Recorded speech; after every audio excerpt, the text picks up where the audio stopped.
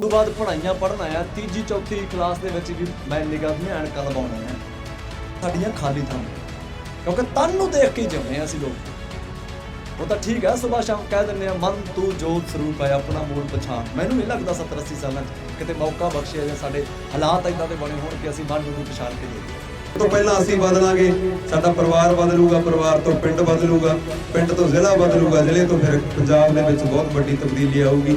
ਸੋ ਬੇਨਤੀਆਂ ਬਿੱਲਾਂ ਬਾਰੇ ਸਾਰਾ ਦਿਨ ਤੁਹਾਨੂੰ ਬੁਲਾਰੇ 21-22 ਦਿਨ ਹੋ ਗਏ, ਜਿਵੇਂ ਇਹਨਾਂ ਨੇ ਦੱਸਿਆ ਦੱਸਦੇ ਨੇ। ਗੱਡੀਆਂ ਭਰ ਕੇ ਦਿੱਲੀ ਨਾਲ ਤਾਂ ਛੱਡੋ, ਪਸ਼ੂ ਨਾਲੇ ਚੱਲੋ 7-8 ਲੱਖ ਬੰਦਾ, ਤੇ ਫਿਰ ਉਹਨਾਂ ਨੂੰ ਪਤਾ ਲੱਗੂਗਾ ਵੀ ਪੰਜਾਬੀ ਕੌਣ ਹੁੰਦੇ ਆ। ਯੂਨੀਵਰਸਿਟੀ ਦੇ ਵਿੱਚ ਆ ਕੇ ਕਿਰਨ ਖੇਰ ਜਿਹੜੀ MP ਆ ਚੰਡੀਗੜ੍ਹ ਤੋਂ, ਤੇ ਸੋਮ ਪ੍ਰਕਾਸ਼ ਜਿਹੜਾ ਇਹਨਾਂ ਦਾ ਮੰਤਰੀ ਰਿਹਾ, ਵਜ਼ੀਰ ਰਿਹਾ ਜਿਹੜਾ ਇਹਨਾਂ ਦਾ ਕੈਬਨਿਟ ਦੇ ਵਿੱਚ ਕੇਂਦਰ ਦੇ ਵਿੱਚ, ਉਹਨਾਂ ਨੇ ਸ਼ਰੇਆਮ ਇਹ ਗੱਲ ਕਹਿਤੀ ਯੂਨੀਵਰਸਿਟੀ ਦੇ ਵਿੱਚ ਹਰਮਨ ਵਰਗੇ ਖੜਿਆਂ ਨੂੰ ਪਤਾ ਹੈ ਕਿ ਜੇ ਅਸੀਂ ਕਸ਼ਮੀਰ ਦੇ ਵਿੱਚ 370 ਤੋੜ ਸਕਦੇ ਆ ਤਾਂ ਯੂਨੀਵਰਸਿਟੀ ਕੀ ਚੀਜ਼ ਹੈ, ਸੈਨੇਟ ਨੂੰ ਤੋੜਨਾ ਕਿੱਡੀ ਗੱਲ ਹੈ। ਉਹ ਮੰਤਰੀ ਮੈਨੂੰ ਕਹਿਣ ਲੱਗਿਆ, ਕਹਿੰਦਾ ਯਾਰ ਮੇਰੇ ਕੋਲੇ ਨਾ ਇੱਕ ਬੇਨੂ ਪ੍ਰਸਾਦ ਆ ਜਿਹੜਾ ਬਿਜਲੀ ਬੋਰਡ ਦਾ ਚੇਅਰਮੈਨ ਆ, ਸ਼ਰਪਾ ਡਾਇਰੈਕਟਰ ਆ, ਕੌਣ ਹੈ, ਕਹਿੰਦਾ ਉਹ ਆ ਕੇ ਦੱਸਣ ਲੱਗਿਆ ਕਿ ਐਡੀ ਬੁਰੀ ਨਜ਼ਰ ਹੈ ਇਸ ਸਮੇਂ RSS BJP ਦੀ, ਬਹੁਤ ਬੁਰੀ ਮਿੱਥੀ ਬੈਠੇ ਆ ਸਾਡੇ ਪੰਜਾਬ ਦੇ ਖਿਲਾਫ, ਸਾਡੇ ਖਿਲਾਫ। ਵਾਹਿਗੁਰੂ ਜੀ ਕਾ ਖਾਲਸਾ, ਵਾਹਿਗੁਰੂ ਜੀ ਕੀ ਫਤਿਹ। ਵੀਰੋ ਪਤਾ ਤਾਂ ਤੁਹਾਨੂੰ ਹੈਗੀ ਆ ਸਾਰਾ ਵੀ ਮੋਦੀ ਆ ਜਿਹੜਾ ਧੂੜ ਡਾਈ ਆਉਂਦਾ ਉਧਰੋਂ, ਪਰ ਰੋਕਣੀ ਆਪਾਂ ਹੀ ਆ। ਭੱਜ ਲੈਣ ਦੇ ਕਿੱਥੇ ਤੱਕ ਭੱਜਦਾ ਗਾ। ਪੁਰਾਣਾ ਆਪਣਾ ਇਤਿਹਾਸ ਦੇਖ ਲਓ। ਆਪਾਂ ਜਿਵੇਂ ਬਾਈ ਨੇ ਰੁਪਿੰਦਰ ਨੇ ਗੱਲ ਕੀਤੀ ਆ ਵੀ ਇੰਦਰਾ ਵੀ ਹੰਕਾਰੀ ਸੀ, ਹੰਕਾਰ ਇਹ ਵੀ ਗਿਆ, ਤੇ ਆਪਾਂ ਹੁਣ ਇਹਨੂੰ ਬਖਸ਼ਣਾ ਨੀਗਾ। ਜਿਵੇਂ ਮੈਨੂੰ ਹੁਣ ਰੁਪਿੰਦਰ ਕਹਿੰਦਾ ਹੁੰਦਾ ਰਾਹ 'ਚ, ਕਹਿੰਦਾ ਯਾਰ ਇੱਕ ਗੱਲ ਪੱਕੀ ਸੁਣਾਇਆ ਕਰ ਲੋਕਾਂ ਨੂੰ, ਬੇਸ਼ੱਕ ਉਹ ਹੱਸਣ ਸੀਰੀਅਸ ਲੈਣ, ਵੀ ਜਦੋਂ ਆਪਾਂ ਦਿੱਲੀ ਨੂੰ ਜਾਣਾ 6 ਤਰੀਕ ਨੂੰ, ਵੀ ਉਦੋਂ ਕਿਵੇਂ ਜਾਣਾਗਾ। ਮੈਂ ਇਹਨਾਂ ਨੂੰ ਕਹਿ ਦਿੰਦਾ ਹੁੰਦਾ ਵੀ ਭਾਈ 2-3 ਲੱਖ ਦਾ ਆਪਾਂ ਚੜਾਓ ਪਸ਼ੂ, ਜਿਹੜਾ ਤਾਂ ਊਂ ਡੰਗਰ ਫਿਰਦੇ ਆ ਇੱਥੇ, ਕੁਛ ਉਹ ਚੜਾ ਲਓ, ਕੁਛ ਮੈਂ ਤਾਂ ਐਂ ਕਹਿੰਦਾ ਵੀ ਘਰਾਂ ਵਾਲੇ ਵੀ ਕੱਟੇ ਕੁੱਟੇ ਖੋਲ ਲਓ। ਆਪਾਂ ਟਰਾਲੀਆਂ ਭਰ ਕੇ ਦਿੱਲੀ ਨਾਲ ਤਾਂ ਛੱਡੋ, ਪਸ਼ੂ ਨਾਲੇ ਚੱਲੋ 7-8 ਲੱਖ ਬੰਦਾ, ਤੇ ਫਿਰ ਉਹਨਾਂ ਨੂੰ ਪਤਾ ਲੱਗੂਗਾ ਵੀ ਪੰਜਾਬੀ ਕੌਣ ਹੁੰਦੇ ਆ।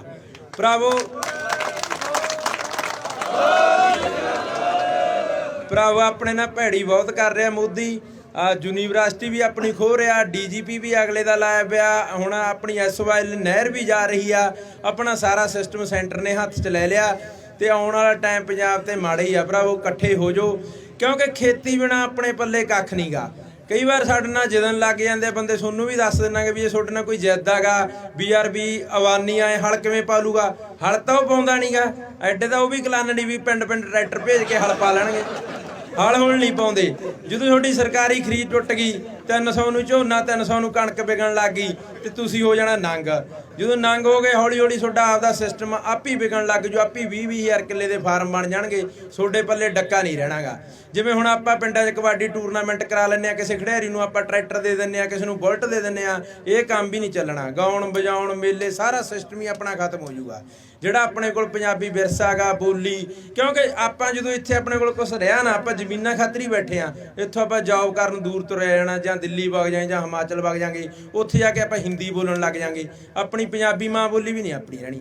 ਬਸ ਬਾਈ ਇੰਨੀਆਂ ਗੱਲਾਂ ਬਾਤਾਂ ਸੀ, ਕਿਉਂਕਿ ਬੁਲਾਰੇ ਹੋਰ ਵੀ ਆ। ਧੰਨਵਾਦ, ਬਹੁਤ ਬਹੁਤ ਧੰਨਵਾਦ ਜੀ। ਹੁਣ ਮੈਂ ਬੇਨਤੀ ਕਰਾਂਗਾ ਚੀਮਾ ਵੀਰ ਜੀ ਨੂੰ, ਕਿਉਂਕਿ ਉਹਨਾਂ ਨੂੰ ਦੂਜੇ ਵੀਰਾਂ ਨੂੰ ਬਾਅਦ ਵਿੱਚ ਬੁਲਾਵਾਂਗੇ, ਉਹਨਾਂ ਕਰਕੇ ਫਿਰ ਸਾਡੀ ਸੰਗਤ ਵੀ ਖੜੀ ਰਹੇਗੀ। ਸੋ ਬੇਨਤੀ ਹੈ ਚੀਮਾ ਜੀ।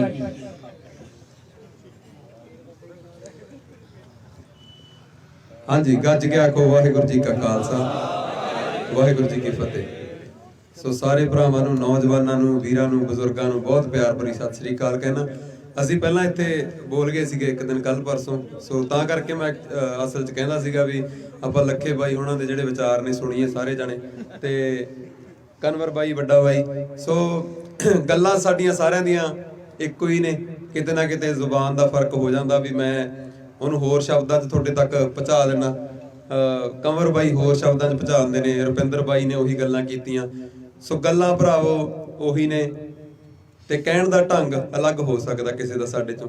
ਤੇ ਹੁਣ ਸਭ ਤੋਂ ਪਹਿਲਾਂ ਗੱਲ ਕਰਦੇ ਆ ਜਿਹੜੇ ਬਿੱਲ ਨੇ, ਕੀ ਜਿਹੜੀ ਇਹ ਕੇਂਦਰ ਸਰਕਾਰ ਦੀਆਂ ਜਿਹੜੀਆਂ ਨੀਤੀਆਂ ਨੇ, ਇਹ ਆਪਾਂ ਇਕੱਲੇ ਬਿੱਲਾਂ ਤੋਂ ਨਹੀਂ ਜੱਜ ਕਰ ਸਕਦੇ। ਇਹਨਾਂ ਦੀ ਜਿਹੜੀ ਨੀਅਤ ਆ, ਉਹ ਵੀ ਉਹਦੇ ਵਿੱਚ ਵੀ ਬਹੁਤ ਵੱਡੀ ਖੋਟ ਆ। ਕਿਉਂਕਿ ਜਿਵੇਂ ਰੁਪਿੰਦਰ ਨੇ ਵੀ ਦੱਸਿਆ ਵੀ ਸਾਡੀ ਜ਼ੁਬਾਨ ਦੇ ਉੱਤੇ ਵੀ ਢਾਲ ਲਾਈ ਜਾਂਦੀ ਆ, ਸਾਡੇ ਪਾਣੀਆਂ ਦੇ ਉੱਤੇ ਵੀ ਢਾਲ ਲਾਈ ਜਾਂਦੀ ਆ, ਸਾਡੀ ਹੋਂਦ ਦੇ ਉੱਤੇ ਢਾਲ ਲਾਈ ਜਾ ਰਹੀ ਆ ਅੱਜ। ਸਾਡਾ ਖਿੱਤਾ ਸਾਡਾ ਕਿੱਤਾ ਸਾਥੋਂ ਖੋਇਆ ਜਾ ਰਿਹਾ। ਸੋ ਸਾਡੇ ਬਜ਼ੁਰਗ ਨੇ ਉਹ ਪਹਿਲਾਂ ਤੋਂ ਹੀ ਲੜਾਈਆਂ ਇਹ ਲੜ ਰਹੇ ਨੇ, ਅੱਧੀ ਸਦੀ ਤੋਂ ਜਿਹੜੀਆਂ ਕਿਸਾਨ ਯੂਨੀਅਨਾਂ ਨੇ ਉਹ ਲੜਾਈ ਲੜ ਰਹੀਆਂ ਨੇ। ਨੌਜਵਾਨਾਂ ਨੂੰ ਸਪੈਸ਼ਲੀ ਅਸੀਂ ਤਾਂ ਬੇਨਤੀਆਂ ਕਰਦੇ ਹੁੰਨੇ ਆ ਕਿਉਂਕਿ ਨੌਜਵਾਨਾਂ ਦੇ ਅੰਦਰ ਉਨੀ ਸਪਸ਼ਟਤਾ ਨਹੀਂ ਹਲੇ। ਪਹਿਲਾਂ ਤਾਂ ਚਲੋ ਇਹ ਸੀ ਵੀ ਨੌਜਵਾਨ ਆਉਂਦੇ ਹੀ ਨਹੀਂ ਸੀ, ਹੁਣ ਨੌਜਵਾਨ ਭਾਰੀ ਗਿਣਤੀ ਦੇ ਵਿੱਚ ਆਉਣਾ ਸ਼ੁਰੂ ਹੋਏ ਨੇ ਤੇ ਆਏ ਨੇ, ਸੁਚੇਤ ਵੀ ਹੋਏ ਨੇ। ਹੁਣ ਤੁਹਾਨੂੰ ਪਤਾ ਵੀ ਲੱਗਣ ਲੱਗਿਆ ਵੀ ਕਿਵੇਂ ਸਾਡੇ ਨਾਲ ਲੁੱਟ ਹੋ ਰਹੀ ਆ ਤੇ ਸਪਸ਼ਟਤਾ ਵੀ ਤੁਹਾਡੇ ਅੰਦਰ ਆਈ ਆ, ਚੰਗੀ ਗੱਲ ਆ। ਥੋੜੀਆਂ ਜਿਹੀਆਂ ਗੱਲਾਂ, ਥੋੜੀਆਂ ਜਿਹੀਆਂ ਬੇਨਤੀਆਂ ਤੁਹਾਡੇ ਨਾਲ ਸਾਂਝੀਆਂ ਕਰੂੰਗਾ। ਜ਼ਿੰਦਗੀ ਆ ਜਿਹੜੀ, ਜ਼ਿੰਦਗੀ ਦੇ 4 ਪਹੀਏ ਹੁੰਦੇ ਨੇ। ਜਿਹੜੀ ਜ਼ਿੰਦਗੀ ਆ, ਜ਼ਿੰਦਗੀ ਦੀ ਗੱਡੀ ਜਿਹੜੀ ਚੱਲਦੀ ਆ ਨਾ, ਉਹਦੇ 4 ਪਹੀਏ ਹੁੰਦੇ ਨੇ, ਜਿਹਦੇ ਵਿੱਚੋਂ ਇੱਕ ਕਰਮ ਦਾ, ਇੱਕ ਧਰਮ ਦਾ ਪਹੀਆ ਹੋ ਗਿਆ, ਇੱਕ ਸਮਾਜਿਕ ਤਾਣੇ ਬਾਣੇ ਦਾ, ਇੱਕ ਰਾਜਨੀਤਿਕ ਤਾਣੇ ਬਾਣੇ ਦਾ ਨਾ। 4 ਪਹੀਏ ਹੋ ਗਏ, ਜਿਹਦੇ ਵਿੱਚੋਂ ਜੇ ਗੱਡੀ ਲੱਗੇ ਬਾਈ 4x4 ਹੋਵੇ ਫਿਰ ਤਾਂ 4 ਚੱਲਦੇ ਨੇ ਟਾਇਰ, ਨਹੀਂ 2 ਨਾਲ ਸਰ ਜਾਂਦਾ। ਕਰਮ ਤੇ ਧਰਮ ਦੇ ਜਿਹੜੇ ਟਾਇਰ ਨੇ ਉਹਨਾਂ ਨਾਲ ਸਰ ਜਾਂਦਾ, ਦੋਵਾਂ ਨਾਲ। ਪਰ ਤੁਸੀਂ ਹਿਸਾਬ ਲਾ ਲਓ ਹੁਣ ਸਾਡੀ ਜ਼ਿੰਦਗੀ ਦੇ ਜੇ ਟਾਇਰਾਂ ਦੀ ਗੱਲ ਕਰੀਏ, ਮੈਨੂੰ ਲੱਗਦਾ ਵੀ ਪਹਿਲਾਂ ਤਾਂ ਸਾਡੀ ਕਿਰਤ ਆ ਉਹ ਵੀ ਸੱਚੀ ਕਿਰਤ ਨਹੀਂ ਹੈਗੀ। ਜਿਹੜੀ ਕਿਰਤ ਦੀ ਬਾਬਾ ਨਾਨਕ ਗੱਲ ਕਰਦਾ, ਬਾਬੇ ਨਾਨਕ ਦਾ ਫਲਸਫਾ ਗੱਲ ਕਰਦਾ ਵੀ ਕਿਰਤ ਕਰੋ ਵੰਡ ਸਕੋ, ਸੋ ਉਹ ਕਿਰਤ ਵੀ ਸਾਡੀ ਸੱਚੀ ਕਿਰਤ ਨਹੀਂ ਹੈਗੀ। ਅਸੀਂ ਆਪਦਾ ਕੰਮ ਕਰਨ ਲੱਗੇ ਕਦੇ ਇਹ ਨਹੀਂ ਸੋਚਦੇ ਹੈਗੇ ਵੀ ਦੂਜੇ ਨੂੰ ਨੁਕਸਾਨ ਤਾਂ ਨਹੀਂ ਹੋ ਰਿਹਾ। ਪੁੱਠਾ ਇਹ ਸੋਚਦੇ ਆ ਵੀ ਯਾਰ ਨੁਕਸਾਨ ਹੋਵੇ, ਵੀ ਉਹਦਾ ਨੁਕਸਾਨ ਹੋਵੇ, ਯਾਰ ਮੈਨੂੰ ਫਾਇਦਾ ਘੱਟ ਹੋ ਜੇ, ਕੋਈ ਚੱਕਰ ਵਾਲੀ ਗੱਲ ਨਹੀਂ ਹੈਗੀ। ਸੋ ਕਿਤੇ ਨਾ ਕਿਤੇ ਸਾਡੀ ਜ਼ਿੰਦਗੀ ਆ ਜਿਹੜੀ ਇੱਥੇ ਖੜੀ ਆ। ਤੇ ਜਿਹੜਾ ਧਰਮ ਵਾਲਾ ਪਹੀਆ ਉਹ 'ਚ ਤਾਂ ਇੰਨੇ ਪੈਂਚਰ ਨੇ, ਮੈਂ ਕਹਿੰਦਾ ਗੱਲ ਹੀ ਛੱਡ ਦੋ। ਸੋ ਗੱਡੀ ਕਿਤੇ ਵੀ ਉਲਟ ਸਕਦੀ ਆ, ਜਿਹੜੀ ਮੇਨ ਗੱਲ ਆ ਨਾ, ਜਿਹੜੀ ਸਾਡੀ ਜ਼ਿੰਦਗੀ ਦੀ ਗੱਡੀ ਆ। ਸੋ ਧਰਮ ਦੀ ਗੱਲ ਕਰਦਾ ਛੋਟੀ ਜੀ, ਮੈਂ ਇੱਕ ਕਿਤਾਬ ਪੜ੍ਹਦਾ ਸੀਗਾ ਪਿਛਲੇ ਦਿਨੀ, ਉਹਦੇ ਵਿੱਚ ਸਾਡੇ ਢਾਡੀ ਸਿੰਘਾਂ ਨੇ ਬਾਬਾ ਬੰਦਾ ਸਿੰਘ ਬਹਾਦਰ ਦਾ ਜ਼ਿਕਰ ਕੀਤਾ। ਜਦੋਂ ਮਾਧੋ ਦਾਸ ਬੈਰਾਗੀ ਤੋਂ ਬੰਦਾ ਸਿੰਘ ਬਹਾਦਰ ਬਣਿਆ, 10ਵੇਂ ਪਾਤਸ਼ਾਹ ਨੇ ਜਦੋਂ ਭੇਜਿਆ ਉਹਨਾਂ ਨੂੰ ਤੀਰ ਤੇ 5 ਸਿੰਘ ਨਾਲ ਦੇ ਕੇ, ਤਾਂ ਉਹਨਾਂ ਨੇ ਕਿਹਾ ਬਾਬਾ ਜੀ ਫੌਜ ਬਹੁਤ ਵੱਡੀ ਆ ਜਿਹਦੇ ਨਾਲ ਜਾ ਕੇ ਮੱਥਾ ਲਾਉਣਾ, ਫੌਜ ਬਹੁਤ ਵੱਡੀ ਆ, ਕੁਝ ਕਰਾਮਾਤਾਂ ਦਿਓ ਜਿਹਦੇ ਨਾਲ ਫੌਜ ਨੂੰ ਹਰਾ ਸਕੀਏ। ਤਾਂ ਗੁਰੂ ਸਾਹਿਬ ਨੇ ਅੱਗੋਂ ਕਿਹਾ ਵੀ ਕਰਾਮਾਤਾਂ ਭਾਈ ਅਸੀਂ ਸ਼ਬਦ ਗੁਰੂ ਗ੍ਰੰਥ ਸਾਹਿਬ ਨੂੰ ਦਿੱਤੀਆਂ, ਸਾਰੀਆਂ ਜਿਹੜੀਆਂ ਕਰਾਮਾਤਾਂ ਨੇ, ਹੁਣ ਉਹਨੂੰ ਪੜੋਗੇ ਕਰਾਮਾਤਾਂ ਤੁਹਾਡੇ ਅੰਦਰ ਆ ਜਾਣਗੀਆਂ। ਫਿਰ ਕਰਾਮਾਤਾਂ ਕਿਵੇਂ ਆਈਆਂ? ਸਰਹੰਦ ਦਾ ਜਿਹੜਾ ਵਜ਼ੀਰ ਸੀਗਾ, ਵਜ਼ੀਰ ਸੂਬਾ ਸਰਹੰਦ, ਸੋ ਉਹਨੂੰ ਉਹਦੇ ਉੱਤੇ ਇੱਕੋ ਵਾਰ ਕੀਤਾ ਕਹਿੰਦੇ ਬਾਬਾ ਫਤਿਹ ਸਿੰਘ ਨੇ, ਤੇ ਉਹਦੀ ਸ਼ਹੀਦੀ ਹੋ ਗਈ ਸੀ। ਇਹਨਾਂ ਨੂੰ ਸ਼ਹੀਦੀ ਉਹਦੀ ਨਹੀਂ ਕਹਿ ਸਕਦੇ, ਉਹਨੂੰ ਮਾਰਤਾ ਸੀਗਾ ਨਾ। ਸੋ ਬਾਬਾ ਫਤਿਹ ਸਿੰਘ ਨੇ, ਤੇ ਬਾਬਾ ਫਤਿਹ ਸਿੰਘ ਖੇਤੀ ਕਰਨ ਵਾਲਾ ਬੰਦਾ ਸੀ ਯਾਰ, ਜਿਹਨੂੰ ਕੋਈ ਜੰਗ ਵਿਦਿਆ ਨਹੀਂ ਆਉਂਦੀ ਸੀ, ਕੋਈ ਘੋੜ ਸਵਾਰੀ ਨਹੀਂ ਆਉਂਦੀ ਸੀਗੀ। ਕੀ ਫਿਰ ਇਹੀ ਜੀ ਕੀ ਕਿਰਪਾ ਹੋ ਗਈ ਕਿ ਇੰਨੇ ਆਮ ਬੰਦੇ ਤੋਂ ਇੱਕ ਖਾਸ ਇਨਸਾਨ ਬਣ ਗਿਆ ਉਹ? ਕਿਤੇ ਨਾ ਕਿਤੇ ਕਰਾਮਾਤ ਹੀ ਸੀ। ਸੋ ਕਰਾਮਾਤਾਂ ਉਹੀ ਗੱਲ ਆ ਜਿਹੜੀਆਂ ਨੇ ਕੀਤੀ ਆ ਵੀ ਸਾਡਾ ਧਰਮ ਦਾ ਜਿਹੜਾ ਫਲਸਫਾ ਉਹ ਇੰਨਾ ਨਿੱਘਰ ਆ ਵੀ ਉਹਦੇ ਵਿੱਚ ਕਰਾਮਾਤਾਂ ਹੀ ਕਰਾਮਾਤਾਂ ਨੇ। ਜੇ ਥੋੜਾ ਜਿਹਾ ਜ਼ਿੰਦਗੀ ਦੇ ਵਿੱਚ ਧਰਮ ਨੂੰ ਲਾਗੂ ਕਰਕੇ ਚੱਲ ਪਾਂਗੇ ਨਾ, ਤਾਂ ਸਾਡੀ ਕਿਰਤ ਵੀ ਸੱਚੀ ਹੋ ਜੂਗੀ, ਸਾਡੀ ਜ਼ਿੰਦਗੀ ਦੀ ਵਿਚਾਰਧਾਰਾ ਵੀ ਉੱਚੀ ਸੁੱਚੀ ਹੋ ਜੂਗੀ। ਸੋ ਥੋੜਾ ਜਿਹਾ ਇਹਨਾਂ ਚੀਜ਼ਾਂ ਨੂੰ ਵਿਚਾਰਿਆ ਕਰੋ ਮੇਰੇ ਭਰਾ। ਤੇ ਹੁਣ ਪਿੰਡਾਂ 'ਚ ਆਪਾਂ ਦੇਖਦੇ ਆਂ, ਬਾਈ ਕੰਵਰ ਅੱਗੇ ਗੱਲ ਦੱਸੂਗਾ ਤੁਹਾਨੂੰ, ਪਹਿਲਾਂ ਵੀ ਅਸੀਂ ਇਸ ਸਟੇਜ ਤੇ ਕਰਕੇ ਗਏ ਆਂ ਗੱਲ ਇਹ ਵੀ 5-5 ਗੁਰਦੁਆਰੇ ਇੱਕ ਪਿੰਡ 'ਚ ਖੁੱਲੇ ਪਏ ਨੇ। 5 ਗੁਰਦੁਆਰਿਆਂ ਦੀ ਥਾਂ ਤੇ ਇੱਕ ਲਾਇਬ੍ਰੇਰੀ ਖੁੱਲੀ ਹੋਵੇ ਜਿੱਥੇ ਜਾ ਕੇ ਸਾਰੇ ਨੌਜਵਾਨ ਪੜ੍ਹ ਸਕਣ, ਉਹਨਾਂ ਯੋਧਿਆਂ ਦੀਆਂ ਜੀਵਨੀਆਂ ਪੜ੍ਹ ਸਕੀਏ, ਅਸੀਂ ਉਹਨਾਂ ਬਾਰੇ ਜਾਣ ਸਕੀਏ। ਜਿਹੜੇ ਲੋਕ ਨਹੀਂ ਪੜ੍ਹ ਸਕਦੇ ਉਹਨਾਂ ਨੂੰ ਦੂਜੇ ਪੜ੍ਹ ਕੇ ਸੁਣਾਉਣ ਸਾਡੇ ਬਜ਼ੁਰਗਾਂ ਨੂੰ। ਸੋ ਇੱਕ ਚੰਗੀ ਵਿਚਾਰਕ ਸਾਂਝ ਸਾਡੇ ਵਿੱਚ ਪਊਗੀ ਤੇ ਇੱਕ ਚੰਗੀ ਵਿਚਾਰਧਾਰਾ ਦਾ ਜਨਮ ਹੋਊਗਾ ਆਉਣ ਵਾਲੀਆਂ ਨਸਲਾਂ ਦੇ ਵਿੱਚ, ਆਉਣ ਵਾਲੀਆਂ ਪੀੜ੍ਹੀਆਂ ਦੇ ਵਿੱਚ। ਦੂਜੀ ਗੱਲ, ਪਿੰਡਾਂ ਦੇ ਵਿੱਚ ਅੱਜ ਰਵਾਇਤੀ ਪਾਰਟੀਆਂ ਨੇ ਜਿਹੜੀਆਂ, ਉਹਨਾਂ ਦੇ ਕਿੰਨੇ ਕੜਮ ਚੌਧਰੀ ਨੇ ਯਾਰ, 5-5 7-7 ਇੱਕ ਪਾਰਟੀ ਦੇ ਹੈਗੇ ਨੇ। ਤੇ ਕਿਉਂ ਨਹੀਂ ਅਸੀਂ 5-7 ਜਣੇ ਮੂਹਰੇ ਲੱਗ ਕੇ ਇੱਕ ਏਦਾਂ ਦੀ ਕਮੇਟੀ ਬਣਾ ਸਕਦੇ ਜਿਹੜੀ ਗਰੀਬ ਕਿਸਾਨਾਂ ਬਾਰੇ ਸੋਚੇ, ਜਾਂ ਪਿੰਡ ਦੇ ਹੋਰ ਕੋਈ ਵੀ ਗਰੀਬ ਮਜ਼ਦੂਰ ਨੇ, ਦੁਕਾਨਦਾਰ ਨੇ, ਸਾਰਿਆਂ ਬਾਰੇ ਸੋਚੇ। ਜੇ ਕਿਸੇ ਦੀ ਕੁੜੀ ਦਾ ਵਿਆਹ ਕਰਨਾ ਉੱਥੇ ਮਦਦ ਕੀਤੀ ਜਾਵੇ, ਕਿਸੇ ਦੇ ਕੋਈ ਆਪਰੇਸ਼ਨ ਹੋਣਾ ਉਹਦੇ ਵਿੱਚ ਮਦਦ ਕੀਤੀ ਜਾਵੇ, ਕਿਸੇ ਦੀ ਕੁੜੀ ਦਾ ਜਾਂ ਕਹਿ ਲਓ ਕਿਸੇ ਦੀ ਕੋਈ ਲਿਮਟ ਟੁੱਟ ਗਈ ਉੱਥੇ ਮਦਦ ਕਰ ਸਕੇ ਕਮੇਟੀ। ਐਦਾਂ ਦੀਆਂ ਕਮੇਟੀਆਂ ਕਿਉਂ ਨਹੀਂ ਬਣਾਉਂਦੇ ਅਸੀਂ? ਉਹਦੇ ਵਿੱਚ ਉਪਰਾਲਾ ਸਾਨੂੰ ਪਰਸਨਲ ਤੌਰ ਤੇ ਕਰਨਾ ਪੈਣਾ, ਕੱਲੇ ਬੰਦੇ ਨੂੰ, ਕਿਉਂਕਿ ਜੇ ਨਿੱਜੀ ਤੌਰ ਤੇ ਸਾਡੇ ਵਿੱਚ ਬਦਲਾਅ ਆਊਗਾ ਤਾਂ ਹੀ ਸੋਸਾਇਟੀ ਬਦਲ ਸਕਦੀ ਹੈ। ਜੇ ਸਭ ਤੋਂ ਪਹਿਲਾਂ ਅਸੀਂ ਬਦਲਾਂਗੇ, ਸਾਡਾ ਪਰਿਵਾਰ ਬਦਲੂਗਾ, ਪਰਿਵਾਰ ਤੋਂ ਪਿੰਡ ਬਦਲੂਗਾ, ਪਿੰਡ ਤੋਂ ਜ਼ਿਲ੍ਹਾ ਬਦਲੂਗਾ, ਜ਼ਿਲ੍ਹੇ ਤੋਂ ਫਿਰ ਪੰਜਾਬ ਦੇ ਵਿੱਚ ਬਹੁਤ ਵੱਡੀ ਤਬਦੀਲੀ ਆਊਗੀ। ਸੋ ਬੇਨਤੀਆਂ, ਬਿੱਲਾਂ ਬਾਰੇ ਸਾਰਾ ਦਿਨ ਤੁਹਾਨੂੰ ਬੁਲਾਰੇ 21-22 ਦਿਨ ਹੋ ਗਏ, ਜਿਵੇਂ ਇਹਨਾਂ ਨੇ ਦੱਸਿਆ ਦੱਸਦੇ ਨੇ। ਸੋ ਬਿੱਲ ਨੇ ਜਿਹੜੇ ਬਹੁਤ ਮਾਰੂ ਨੇ, ਪਰ ਇਹ ਜਿਹੜੀਆਂ ਮਾਰੂ ਨੀਤੀਆਂ ਨੇ ਨੀਅਤ ਮਾੜੀ ਹੋਣ ਕਾਰਨ ਬੜੇ ਲੰਮੇ ਸਮੇਂ ਤੋਂ ਕਿਸੇ ਰੂਪ 'ਚ ਲਾਗੂ ਕਰੀ ਜਾਂਦੇ ਨੇ, ਕਦੇ ਸਾਡੀ ਜ਼ੁਬਾਨ ਦੇ ਉੱਤੇ ਹਮਲਾ ਕਰਦੇ ਨੇ। ਅੱਜ ਹੁਣ ਜਿਹੜਾ ਫੈਸਲਾ ਆਇਆ BM ਸਾਹਿਬ ਦਾ ਵੀ ਜੇ ਕੋਈ ਅੱਗ ਲਾਊਗਾ ਪਰਾਲੀ ਨੂੰ 1 ਕਰੋੜ ਰੁਪਇਆ ਜੁਰਮਾਨਾ, ਕਿੱਡੀ ਯਾਰ ਹਾਸੋਹੀਣੀ ਗੱਲ ਆ। ਇੱਕ PM ਏਦਾਂ ਦਾ ਬਿਆਨ ਦੇਵੇ, ਕਰੋੜ ਰੁਪਇਆ ਹੈਗਾ ਕਿਸੇ ਜੱਟ ਕੋਲ ਅੱਜ? ਜਿਹੜਾ ਇੱਕ ਗਰੀਬ ਕਿਸਾਨ ਆ, ਕੋਈ ਤੁਸੀਂ ਹਿਸਾਬ ਲਾ ਲਓ ਵੀ ਜੇ ਅਸੀਂ ਖਰਚੇ ਵਾਹੁਣੇ ਵੀ ਹੋਣ, ਟਰੈਕਟਰਾਂ 'ਚ ਤੇਲ ਪਵਾਉਣ ਨੂੰ ਪੈਸੇ ਵੀ ਨਹੀਂ ਹੈਗੇ ਹਨਾ, ਤੇ ਉਹ ਕਹਿੰਦੇ ਨੇ ਵੀ 1 ਕਰੋੜ ਜੁਰਮਾਨਾ, 5 ਸਾਲ ਜੇਲ੍ਹ। ਸੋ ਇਹ ਗੱਲਾਂ ਬਹੁਤ ਹਾਸੋਹੀਣੀਆਂ ਨੇ। ਤਾਂ ਕਰਦੇ ਨੇ ਉਹ ਕਿਉਂਕਿ ਕਿਤੇ ਨਾ ਕਿਤੇ ਉਹਨਾਂ ਦੇ ਅੰਦਰ ਸ਼ੰਕਾ ਵੀ ਅਸੀਂ ਸੁੱਤੇ ਪਿਆ, ਪਰ ਆਪਾਂ ਉਹਨਾਂ ਨੂੰ ਸਾਰਿਆਂ ਦੇ ਵਹਿਮ ਨੇ ਜਿਹੜੇ ਚੱਕਣੇ ਨੇ, ਆਪਾਂ ਪਤਾ ਲਾਉਣਾ ਵੀ ਸੁੱਤੇ ਨਹੀਂ, ਹੁਣ ਅਸੀਂ ਜਾਗ ਗਏ। ਬਹੁਤ ਚੰਗੀ ਗੱਲ ਆ, ਬਹੁਤ ਚੰਗੀ ਗੱਲ ਆ। ਹਾਂਜੀ ਹਾਂਜੀ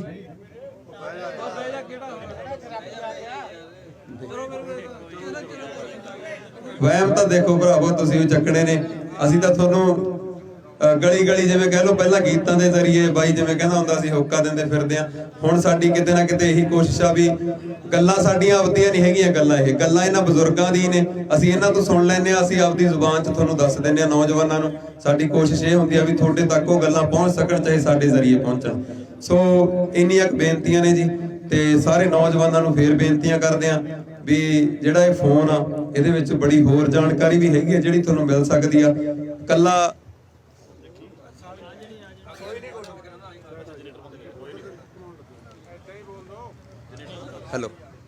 ਹੈਲੋ ਹਾਂਜੀ, ਸੋ ਕੱਲਾ ਫੋਟੋਆਂ ਖਿਚਾਉਣ ਨੂੰ ਜਾਂ ਵੀਡੀਓ ਬਣਾਉਣ ਨੂੰ ਇਹ ਫੋਨ ਨਾ ਰੱਖਿਆ ਕਰੋ। ਹੁਣ ਅਸੀਂ ਕਲਾਕਾਰ ਵੀ ਆਉਂਦੇ ਆ, ਕੋਈ ਕਲਾਕਾਰ ਦੇ ਤੌਰ ਤੇ ਤਾਂ ਆਉਂਦੇ ਨਹੀਂ ਯਾਰ, ਤੁਹਾਡੇ ਭਰਾ ਬਣ ਕੇ, ਇੱਕ ਕਿਸਾਨ ਦੇ ਪੁੱਤ ਬਣ ਕੇ ਇਹਨਾਂ ਇਕੱਠਾਂ ਦੇ ਵਿੱਚ ਆਉਂਦੇ ਆ, ਕਿਉਂਕਿ ਸਾਡੇ ਅੰਦਰ ਵੀ ਇੱਕ ਦਰਦ ਆ। ਪਰ ਇਹ ਤੋਂ ਥੋੜਾ ਜਿਹਾ ਉੱਤੇ ਉੱਠੋ, ਸਾਰੇ ਨੌਜਵਾਨਾਂ ਨੂੰ ਇਹੀ ਬੇਨਤੀ ਆ, ਕਿਉਂਕਿ ਜੇ ਅੱਜ ਸਮਾਜ ਬਦਲਿਆ, ਸਮਾਜ ਦੇ ਬਦਲਣ ਨਾਲ ਗੀਤ ਵੀ ਬਦਲ ਗਏ, ਸਾਹਿਤ ਵੀ ਬਦਲ ਗਿਆ।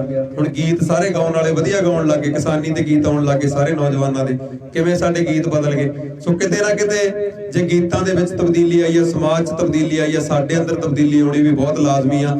ਅਸੀਂ ਆਉਂਦੇ ਹੋਏ ਗੱਲਾਂ ਕਰਦੇ ਆਉਂਦੇ ਸੀ, ਲੱਖੇ ਬਾਈ ਨੇ ਕਿਹਾ ਯਾਰ ਇੱਕ ਸਭ ਤੋਂ ਵੱਡੀ ਪ੍ਰਾਪਤੀ ਸਾਡੀ ਇਹ ਲਹਿਰ ਦੀ ਇਹ ਹੋ ਰਹੀ ਆ ਵੀ ਨਵੇਂ ਮੁੰਡੇ ਬੋਲਣ ਲੱਗੇ, ਵਧੀਆ ਢੰਗ ਨਾਲ ਪੱਤਰਕਾਰਾਂ ਨੂੰ ਜਵਾਬ ਦੇਣ ਲੱਗੇ, ਸਟੇਜਾਂ ਤੋਂ ਬੋਲਣ ਲੱਗੇ। ਸੋ ਤੁਹਾਡੇ ਵਿੱਚੋਂ ਹੀ ਆਗੂ ਨਿਕਲਣੇ ਨੇ, ਤੁਹਾਡੇ ਵਿੱਚੋਂ ਹੀ ਲੀਡਰ ਨਿਕਲਣੇ ਨੇ। ਬਹੁਤ ਵਧੀਆ ਉਪਰਾਲੇ ਨੇ ਇਹ। ਇਹਨਾਂ ਸਟੇਜਾਂ ਦੇ ਉੱਤੇ ਆ ਕੇ ਵੀ ਮੈਂ ਤੁਹਾਨੂੰ ਬੇਨਤੀ ਕਰਦਾ, ਅਸੀਂ ਅੱਜ ਆਇਆ ਫੇਰ ਵੀ ਗੇੜੇ ਮਾਰਦੇ ਰਵਾਂਗੇ। ਇਹ ਤੋਂ ਬਿਨਾਂ ਵੀ 5-7 ਨੌਜਵਾਨ ਆਪਦੇ ਫੋਨਾਂ ਦੇ ਵਿੱਚ ਪੜ੍ਹਿਆ ਕਰੋ, ਸਾਰਾ ਕੁਝ ਤਿਆਰੀ ਕਰਿਆ ਕਰੋ, ਕਿਤਾਬਾਂ ਪੜ੍ਹਿਆ ਕਰੋ, ਪੜ੍ਹ ਕੇ ਤਿਆਰੀ ਕਰਕੇ ਇਹਨਾਂ ਸਟੇਜਾਂ ਤੋਂ ਬੋਲਿਆ ਕਰੋ ਯਾਰ। ਕਿਉਂਕਿ ਤੁਸੀਂ ਆਪਣੇ ਬਜ਼ੁਰਗਾਂ ਨਾਲ ਵਿਚਾਰਕ ਸਾਂਝ ਜਦੋਂ ਪਾਓਗੇ, ਤੁਹਾਨੂੰ ਵੀ ਬੜਾ ਕੁਝ ਮਿਲਣਾ, ਤੁਸੀਂ ਉਹਨਾਂ ਨੂੰ ਵੀ ਬੜਾ ਕੁਝ ਦਿਓਗੇ। ਜਿੱਥੇ ਤੁਹਾਡੇ ਅੰਦਰ ਇੱਕ ਜੋਸ਼ ਆ, ਉਹਨਾਂ ਦੇ ਅੰਦਰ ਇੱਕ ਹੋਸ਼ ਆ। ਸੋ ਇਹ ਜਿਹੜੀ ਲਹਿਰ ਆ ਬਹੁਤ ਵੱਡਾ ਰੂਪ ਧਾਰਨ ਕਰੂਗੀ। ਤੇ ਹੁਣ ਅਸੀਂ ਘੋਲ ਦੇ ਦੂਜੇ ਰੂਪ 'ਚ, ਪਹਿਲਾਂ ਅਸੀਂ ਲਾਮਬੰਦੀ 'ਚ ਲੱਗੇ ਸੀਗੇ, ਹੁਣ ਸੁਚੇਤ ਕਰਨ 'ਚ ਲੱਗੇ ਹੋਏ ਆ। ਤੇ ਪ੍ਰਮਾਤਮਾ ਮਿਹਰ ਕਰੇ ਵੀ ਆਪਾਂ ਇਹ ਜਿਹੜੀ ਲਹਿਰ ਆ ਇਹਦੇ ਪੋਜ਼ਿਟਿਵ ਆਊਟਪੁੱਟ ਹੋਣ। ਸੋ ਇੰਨੀਆਂ ਬੇਨਤੀਆਂ ਮੇਰੀਆਂ ਕਬੂਲ ਕਰਿਓ। ਮੈਂ ਇੱਕ ਗੀਤ ਥੋੜਾ ਜਿਹਾ ਗਾ ਦੇਣਾ ਜਿਹਦੇ ਨਾਲ ਤੁਹਾਡੇ ਅੰਦਰ ਜੋਸ਼ ਭਰਿਆ ਜਾ ਸਕੇ। ਉਸ ਤੋਂ ਬਾਅਦ ਬਾਈ ਕੰਵਰ ਗਰੇਵਾਲ, ਲੱਕਾ ਸਧਾਣਾ ਬਾਈ ਜਿਹੜੇ ਬਠਿੰਡੇ ਤੋਂ ਆਏ ਨੇ ਸਪੈਸ਼ਲੀ ਤੁਹਾਡੇ ਨਾਲ ਗੱਲਾਂ ਬਾਤਾਂ ਕਰਨ, ਸੋ ਉਹ ਗੱਲਾਂ ਬਾਤਾਂ ਕਰਨਗੇ। ਤੇ ਗੀਤ ਮੈਂ ਪੇਸ਼ ਕਰਦਾ। ਹੱਕਾਂ ਤੇ ਵੀ ਜ਼ੋਰ ਦੇ ਲਈਏ, ਬੜਾ ਹੈ ਦੇ ਲਿਆ ਬੜਕਾਂ ਤੇ। ਰੋਜ਼ ਰੋਜ਼ ਨੀ ਲਹਿਰਾਂ ਉੱਠਦੀਆਂ, ਆ ਜੋ ਮੁੰਡਿਓ ਸੜਕਾਂ ਤੇ। ਢਿੱਡ ਭਰਦੇ ਨਹੀਂ ਜਵਾਕਾਂ ਦੇ, ਤੇਰੇ ਰੋਜ਼ ਰੋਜ਼ ਦੇ ਲਾਰੇ ਨੀ। ਤੇਰਾ ਵਾਪਿਆ ਏ ਕਿਦੇ ਨਾਲ ਤੈਨੂੰ ਦੱਸਾਂਗੇ ਸਰਕਾਰੇ ਨੀ। ਤੇਰਾ ਵਾਪਿਆ ਏ ਕਿਦੇ ਨਾਲ ਤੈਨੂੰ ਦੱਸਾਂਗੇ ਸਰਕਾਰੇ ਨੀ। ਵੋਟਾਂ ਲੈ ਲੂ ਕੇ 5 ਸਾਲ ਨਾ ਲੱਭਦੇ ਆਗੂ ਨੇ। ਜਿੰਨੀਆਂ ਵੀ ਮਾਰੂ ਨੀਤੀਆਂ ਨੇ ਸੈਂਟਰ 'ਚੋਂ ਹੁੰਦੀਆਂ ਲਾਗੂ ਨੇ। ਜਿਹੜੇ ਰਾਤ ਨੂੰ ਦੇਖੇ ਹੋਣੇ ਨੇ ਹੁਣ ਦਿਨੇ ਦਿਸਣਗੇ ਤਾਰੇ ਨੀ। ਤੇਰਾ ਵਾਪਿਆ ਏ ਕਿਦੇ ਨਾਲ ਤੈਨੂੰ ਦੱਸਾਂਗੇ ਸਰਕਾਰੇ ਨੀ। ਤੇਰਾ ਵਾਪਿਆ ਏ ਕਿਦੇ ਨਾਲ ਤੈਨੂੰ ਦੱਸਾਂਗੇ ਸਰਕਾਰੇ ਨੀ। ਸਾਲੇ ਨੌਕਰ ਸਮਝੀ ਬੈਠੇ ਨੇ ਕਿਉਂ ਖੇਤਾਂ ਦੇ ਰਾਜਿਆਂ ਨੂੰ। ਪਿਛਲੇ ਵੀ ਜ਼ਖਮ ਨੇ ਹਰੇ ਹਲੇ, ਰੋਈਏ ਕੀ ਬਹਿ ਕੇ ਤਾਜਿਆਂ ਨੂੰ। ਪਿਛਲੇ ਵੀ ਜ਼ਖਮ ਨੇ ਹਰੇ ਹਲੇ, ਰੋਈਏ ਕੀ ਬਹਿ ਕੇ ਤਾਜਿਆਂ ਨੂੰ। ਖਾਲੀ ਅਬਦਾਲੀ ਮੋੜੇ ਨੇ ਕਦੇ ਪੜ ਲਈ ਸਾਡੇ ਬਾਰੇ ਨੀ ਤੇਰਾ ਵਾਪਿਆ ਕਿਦੇ ਨਾਲ ਤੈਨੂੰ ਦੱਸਾਂਗੇ ਸਰਕਾਰੇ ਨੀ ਤੇਰਾ ਵਾਪਿਆ ਕਿਦੇ ਨਾਲ ਤੈਨੂੰ ਦੱਸਾਂਗੇ ਸਰਕਾਰੇ ਨੀ। ਸੋ ਥੋੜੇ ਜਿਹੇ ਨਾਰੇ ਲਾ ਲਈਏ ਉਸ ਤੋਂ ਬਾਅਦ ਆਪਾਂ ਫਿਰ ਲੱਖੇ ਬਾਈ ਹੋਣੀ ਕੰਵਰ ਬਾਈ ਹੋਣੀ ਬੋਲਣਗੇ। ਨੌਜਵਾਨ ਕਿਸਾਨ ਮਜ਼ਦੂਰ ਏਕਤਾ ਕਿਸਾਨ ਮਜ਼ਦੂਰ ਏਕਤਾ किसान मजदूर एकता किसान मजदूर नौजवान एकता किसान मजदूर नौजवान एकता। मैं कहूंगा बच्चा बच्चा झोंक देंगे, तुसी कहना जमीन ते कब्जे रोक देंगे। बच्चा बच्चा झोंक देंगे, बच्चा बच्चा झोंक देंगे, बच्चा बच्चा झोंक देंगे। इनकलाब इनकलाब इनकलाब इनकलाब बोले सोनिहाल। वाहिगुरू जी का खालसा वाहिगुरू जी का फतेह। 5 ਮਿੰਟ ਬੋਲ ਲੈਂਦੇ ਆਪਾਂ ਕਿਉਂਕਿ ਅੱਜ ਸਾਰੇ ਮੈਨੂੰ ਪਤਾ ਹੈ ਬਾਈ ਲੱਖੇ ਨੂੰ ਸੁਣਨ ਵਾਸਤੇ ਆਏ ਨੇ ਤੇ ਮੇਰਾ ਵੀ ਚਿੱਤ ਹੈ ਕਿ ਬਾਈ ਅੱਧਾ ਘੰਟਾ ਬੋਲੇ ਤੇ ਆਪਾਂ ਹਾਂ ਕੋਈ ਨਹੀਂ ਯਾਰ ਕੋਈ ਨਹੀਂ। ਮੈਂ ਪਹਿਲਾਂ ਵੀ ਇੱਕ ਦਿਨ ਆ ਗਿਆ ਸੀ ਤਾਂ ਬੋਲ ਗਿਆ ਸੀ ਮੈਂ, ਪਰ ਇੱਕ ਹੁੰਦਾ ਹੈ ਜਿਵੇਂ ਆ ਸਾਡੇ ਬਾਪੂ ਬੈਠੇ ਆ ਨਾ, ਲੱਖ ਅਸੀਂ ਕਿਤਾਬਾਂ ਪੜ੍ਹ ਲਈਏ, ਕਿਤਾਬ ਪੜ੍ਹਨ ਤੇ ਜ਼ਿੰਦਗੀ ਪੜ੍ਹਨ 'ਚ ਬੜਾ ਫਰਕ ਹੈ। ਕਿਉਂਕਿ ਜਿਹੜੇ ਬੰਦੇ ਰੋਜ਼ ਪੰਜਾਬ ਦਾ ਦਰਦ ਚੱਕੀ ਫਿਰਦੇ ਆ, ਰੋਜ਼ ਕੁਛ ਨਾ ਕੁਛ ਗਾਹੇ ਹੋਏ ਅੱਖਾਂ ਨਾਲ ਦੇਖ ਰਹੇ ਆ, ਕੰਨਾਂ ਨਾਲ ਸੁਣ ਰਹੇ ਆ, ਦਿਲੋਂ ਸੁਣ ਰਹੇ ਆ ਤੇ ਦਿਲੋਂ ਦੇਖ ਰਹੇ ਆ, ਉਹ ਫਿਰ ਬਹੁਤ ਸੋਹਣਾ ਦਿਲੋਂ ਹੀ ਬੋਲਦੇ ਆ। ਸੋ ਇਸ ਮੇਰਾ ਵੀ ਮਨ ਅੱਜ ਕਿ ਬਾਈ ਹੋਣੀ ਖਾਸ ਤੌਰ ਤੇ ਇਹ ਜਵਾਨੀ ਨੂੰ ਜ਼ਰੂਰ ਸੰਬੋਧਨ ਕਰਨ। ਮੈਂ ਤਾਂ ਗੀਤ ਗਾ ਦਿੰਦਾ ਜੀ ਯਾਰ, ਹਨਾ ਗੀਤ ਗਾਉਣੇ ਕੋਈ ਅਸਲ 'ਚ ਨਾ ਜਿਹੜਾ ਇੱਕ ਵਿਜ਼ੂਅਲੀ ਦੇਖਦੇ ਹੁੰਦੇ ਆ, ਮਸਲਾ ਗੰਭੀਰ ਹੀ ਹੈ, ਹਾਸੇ ਵਾਲੇ ਪਾਸੇ ਨਾਲ ਲੈ ਜਾਓ। ਅਸੀਂ ਵੀ ਖਾੜੇ ਲਾਉਣੇ ਨਾ, ਜਦੋਂ ਇੱਕ ਦਿਨ ਦੇ ਖਾੜੇ ਦਾ ਸਵਾਦ ਹੋਰ ਹੈ। ਲਾ ਦੇਣਾ ਬਾਈ, ਲਾ ਦੇਣਾ ਬਾਈ। ਬਾਈ ਦਾ ਹੁਣ ਪੂਰਾ ਪ੍ਰੋਗਰਾਮ ਆ ਵੀ ਇਹਦਾ ਮੈਂ ਗਾਉਣ ਵਜਾਉਣ ਛਡਾ ਕੇ ਨਾ ਪਹਿਲਾਂ ਤਾਂ ਸਾਲ ਕਲਵਾਵਾਂ ਜੇਲ੍ਹ 'ਚ। ਐਡੀ ਕਸੂਤੀ ਗੱਲ ਬੋਲ ਕੇ ਗਿਆ ਨਾ ਬਾਈ ਹੁਣ, ਤੁਹਾਨੂੰ ਬਾਤ ਦੱਸਦਾ ਕੀ ਬੋਲੇ ਬਾਈ। ਇਹਦੇ ਨਾਲ ਰਹਿਣਾ ਸੱਚੀ ਔਖਾ ਹੈ। ਸ਼ੁਰੂ ਤੋਂ ਮਾਂ ਬੋਲੀ ਤੋਂ ਕਰਾ ਲਿਆ ਮੈਂ ਉੱਥੇ ਇੱਕ ਵਾਰੀ 2 ਸਾਲ ਪਹਿਲਾਂ ਬਾਈ ਬਾਈ ਕਰਕੇ, ਬਾਈ ਆਹੀ ਮਾਂ ਬੋਲੀ ਹੈ। ਹੁਣ ਹੌਲੀ ਹੌਲੀ ਇਹੋ ਜਿਹੀ ਕੜਿੱਕੀ 'ਚ ਫਸਾ ਰਿਹਾ ਨਾ, ਮੈਨੂੰ ਲੱਗਦਾ ਵੀ ਉਸ ਤੋਂ ਬਾਅਦ ਖਾੜੇ ਖੂੜੇ ਲੱਗਣੇ ਨਹੀਂ। ਮੈਂ ਗੱਲ ਕਰਦਾ ਸੀ ਇੱਕ ਨਾ ਦਿਨ ਦਾ ਖਾਣਾ ਲਾਉਣੇ ਆ, ਉਹਦਾ ਇੱਕ ਹੋਰ ਨਜ਼ਰੀਆ ਹੈ, ਇੱਕ ਹੋਰ એનર્ਜੀ ਹੈ, ਉਹਦੀ ਔਰਾ ਹੋਰ ਹੈ। ਰਾਤ ਵਾਲਾ ਨਾ ਜਿਹੜਾ ਇਹਦੇ 'ਚ ਬਹੁਤ ਕੁਝ ਸੁਧਰਦਾ ਹੈ। ਰਾਤ ਦੀਆਂ ਸਪੀਚਾਂ ਦਾ ਅਸਰ ਵੱਧਦਾ ਹੈ, ਕਿਉਂਕਿ ਇੱਕ ਤਾਂ ਫੁੱਫੜ ਜੀ ਜ਼ਰੂਰ ਬੈਠੇ ਹੁੰਦੇ, ਇੱਕ ਵਿੱਚੋਂ ਬੋਲਿਆ ਸੀ ਨਾ ਜਿਹੜਾ ਵੀ ਤਾੜੀਆਂ ਮਰਵਾ, ਵਿਆਹ 'ਚ ਇੱਕ ਫੁੱਫੜ ਹੁੰਦਾ ਹੀ ਹੁੰਦਾ। ਇਹ ਵੀ ਸੰਘਰਸ਼ ਹੈ, ਵਿਆਹ ਹੀ ਹੈ, ਫੁੱਫੜ ਜੀ ਇੱਥੇ ਵੀ ਲਾਜ਼ਮੀ ਹੈ ਇਸ ਵੇਲੇ। ਨਾਲੇ ਪੰਜਾਬ 'ਚ ਇਸ ਵੇਲੇ ਜੇ ਤੁਸੀਂ ਆਖੋ ਸਾਰੇ ਪੱਧਰ ਬੰਦੇ ਹੋਣਗੇ, ਬਾਬੇ ਮੈਂ ਲਿਖ ਕੇ ਦਿੰਦਾ, ਨਹੀਂ ਇੱਕ ਅੱਧੇ ਹੋਣਗੇ ਵਿੱਚ ਇੰਟੈਲੈਕਟ ਸੱਚੀ ਹੈ। ਇਹਨੂੰ ਵੀ ਪਿਆਰ ਆ ਬਹੁਤ ਬਹੁਤ। ਰੱਬ ਕਰੇ ਤੇਰਾ ਬੇੜਾ ਛੇਤੀ ਬੈਠੇ।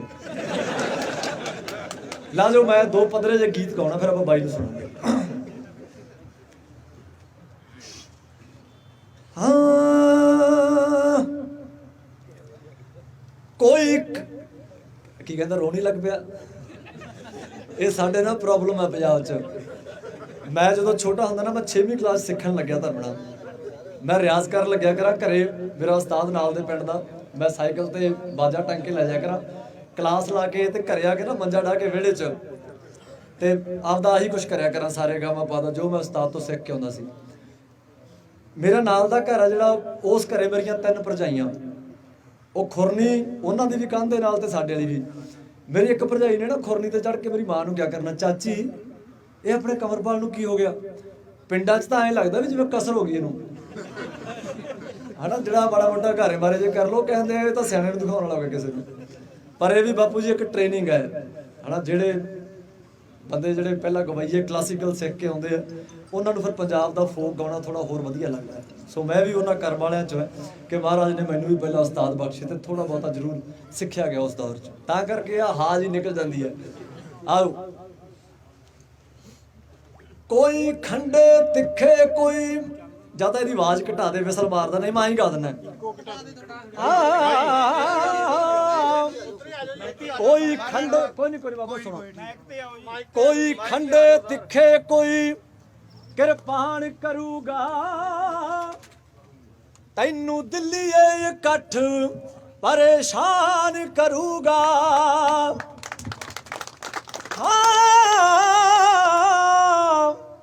ਕੋਈ ਖੰਡੇ ਤਿੱਖੇ ਕੋਈ ਕਿਰਪਾਨ ਕਰੂਗਾ ਤੈਨੂੰ ਦਿੱਲੀਏ ਇਕੱਠ ਪਰੇਸ਼ਾਨ ਕਰੂਗਾ ਤੇਰਾ ਫਾਇਦੇ ਨਾਲੋਂ ਜ਼ਿਆਦਾ ਨੁਕਸਾਨ ਕਰੂਗਾ ਪਰ ਫਸਲਾਂ ਦੇ ਫੈਸਲੇ ਕਿਸਾਨ ਕਰੂਗਾ ਉਹ ਮੈਂ ਕਿਹਾ ਫਸਲਾਂ ਦੇ ਫੈਸਲੇ ਕਿਸਾਨ ਕਰੂਗਾ ਹੁਣ ਜਿਹੜੀ ਗੱਲ ਬਾਈ ਕੰਨ ਚ ਕਹਿ ਗਿਆ ਸੀ ਉਹ ਆ ਸੀ ਗੱਲ ਬਣ ਸਤਵੰਤ ਤੇ ਬੇਅੰਤ ਕਰਾਂਗੇ ਬੇਅੰਤ ਕਰਾਂਗੇ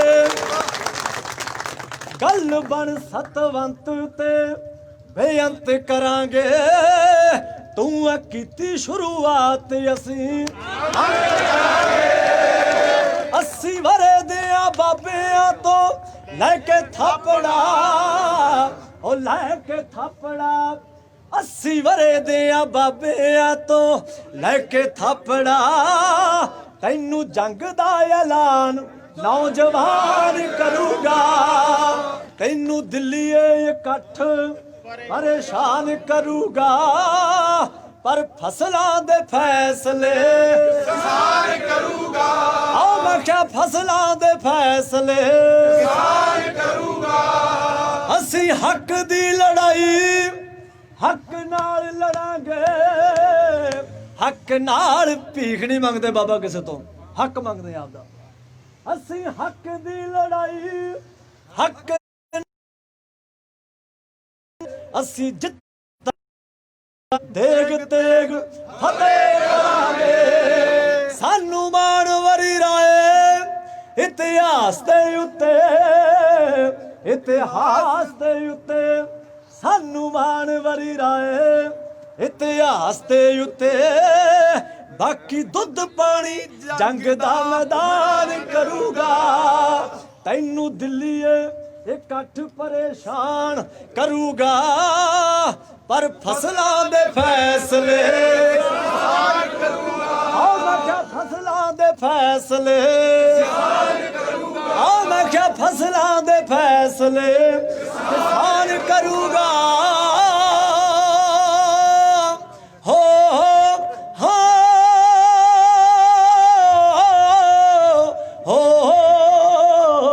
ਹੋ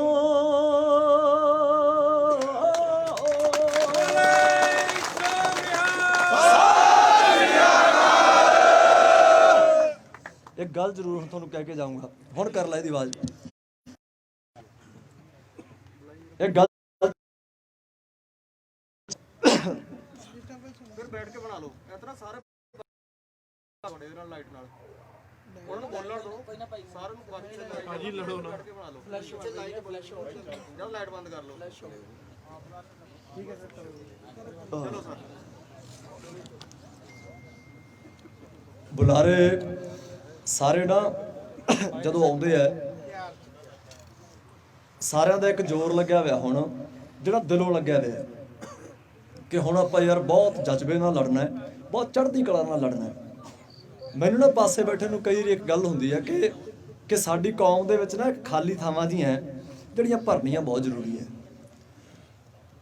ਕਿਉਂਕਿ ਪਹਿਲਾਂ ਤਾਂ ਆਪਾਂ ਇਮਾਨਦਾਰੀ ਨਾਲ ਇਹ ਮੰਨ ਕੇ ਚੱਲੀਏ ਕਿ ਅਸੀਂ ਕਹਿੰਦੇ ਆ ਕਿ ਸਾਡਾ ਪਿਓ ਗੁਰੂ ਗੋਬਿੰਦ ਸਿੰਘ ਹੈ ਪਰ ਅਸੀਂ ਹਜੇ ਫਿਲਹਾਲ ਜਿਹੜਾ 2020 ਹੈ ਨਾ ਉਹਦੇ ਪੁੱਤ ਕਹਾਉਣ ਦੇ ਲਾਇਕ ਹੈ ਨਹੀਂ ਹਜੇ ਕਿਉਂਕਿ ਜਿੱਦਾਂ ਦਾ ਅਸੀਂ ਸਾਡਾ ਧਾਰਮਿਕ ਤਾਣਾ ਬਾਣਾ ਸਾਡਾ ਰਾਜਨੀਤਿਕ ਤਾਣਾ ਬਾਣਾ ਸਾਡਾ ਸਮਾਜਿਕ ਤਾਣਾ ਬਾਣਾ ਸਾਡਾ ਆਰਥਿਕ ਤਾਣਾ ਬਾਣਾ ਅਸੀਂ ਉਲਝਾਈ ਬੈਠੇ ਹਾਂ ਕਿਉਂਕਿ ਕੌਮ ਮਨ ਨੂੰ ਦੇਖ ਕੇ ਨਹੀਂ ਜਿਉ ਰਹੀ ਤਨ ਨੂੰ ਦੇਖ ਕੇ ਜਿਉ ਰਹੀ ਹੈ ਸਾਨੂੰ ਮੰਨਣਾ ਪੈਣਾ ਕਿ ਆਹ ਜਿਹੜਾ ਕਮਰ ਸਿੰਘ ਗਰੇਵਾਲ ਹੈ ਇਹਦਾ ਹਜੇ ਟਾਰਗੇਟ ਇੱਕੋ ਹੀ ਹੈ ਆਵਾਜ਼ 10 ਸਾਲਾਂ ਤੋਂ ਪੈ ਰਹੀ ਹੈ ਕੰਨਾਂ 'ਚ ਬੇਬੇ ਕਹਿੰਦੀ ਹੁੰਦੀ ਹੈ ਵੀ ਪੁੱਤ ਯਾਦ ਰੱਖੀ ਕਿੱਥੋਂ ਆਇਆ ਕੀ ਕਰਨਾ ਹੈ ਤੇ ਜਾਣਾ ਕਿੱਥੇ ਹੈ।